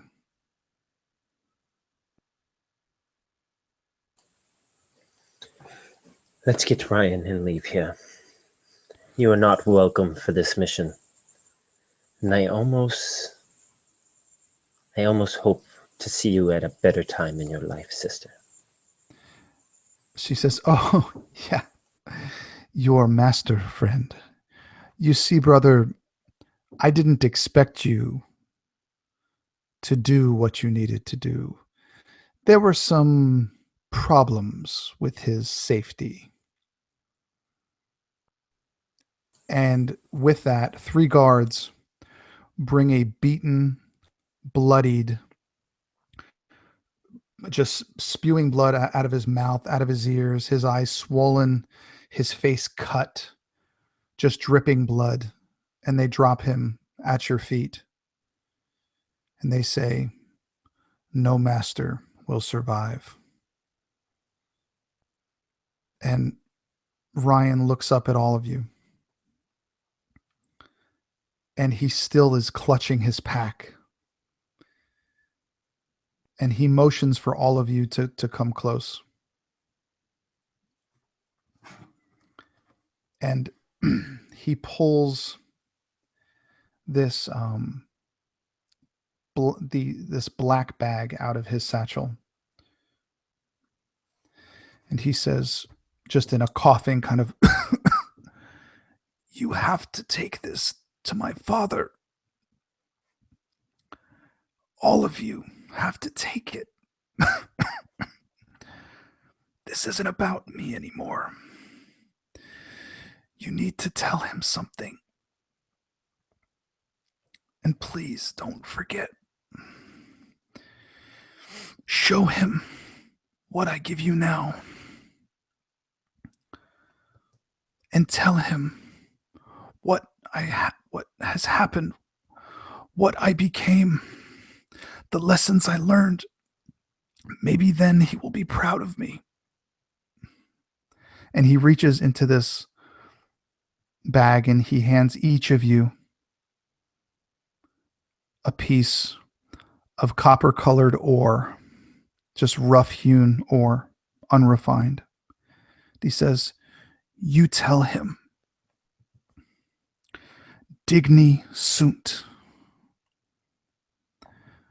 Don't forget those words. And tell him that I'm sorry. I didn't learn sooner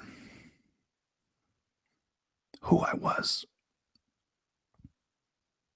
And with that, he kind of takes a last sigh, just, and he's gone. And that's where we end tonight. Emotional roller coaster. It's an emotional roller coaster with Drake.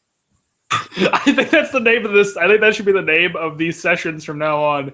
Emotion, like it should be. That would be like a cartoon version of this show. It's emotional roller coaster, Dragongrin sessions. It's every session has to be dark. It's the setting, and it's so much fun for me to watch you guys get so excited and then to completely destroy you. It's true. You have such a grin on your face when you tell us things like, "Oh, there's kids in there too." Well, you guys were like, "We're going to bash in the door." I'm like, "All right." I can't make it easy for you. I was so excited until you were like, "There's a crib," and I'm like, "Dang it, no!" Honestly, I was more upset when Dahl the Stone Rider gave the basilisk egg to Sentry. Yeah, right.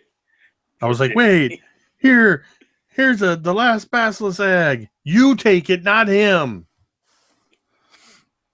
And just so you guys know, what Ryan told you to say, "Digni sunt," is Latin for "we are worthy."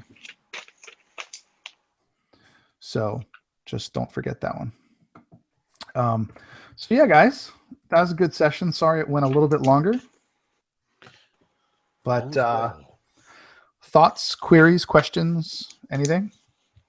I always ask. You're a complete and utter ass.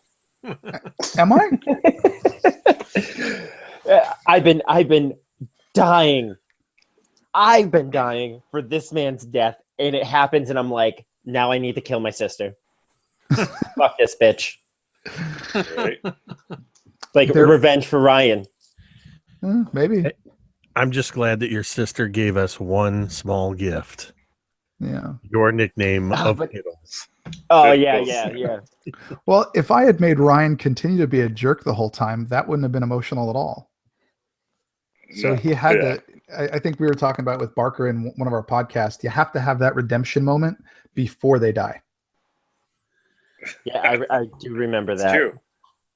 So, but I really hope you guys enjoyed it. It was a lot of fun, and you guys, Oh, it was like phenomenal. always, man.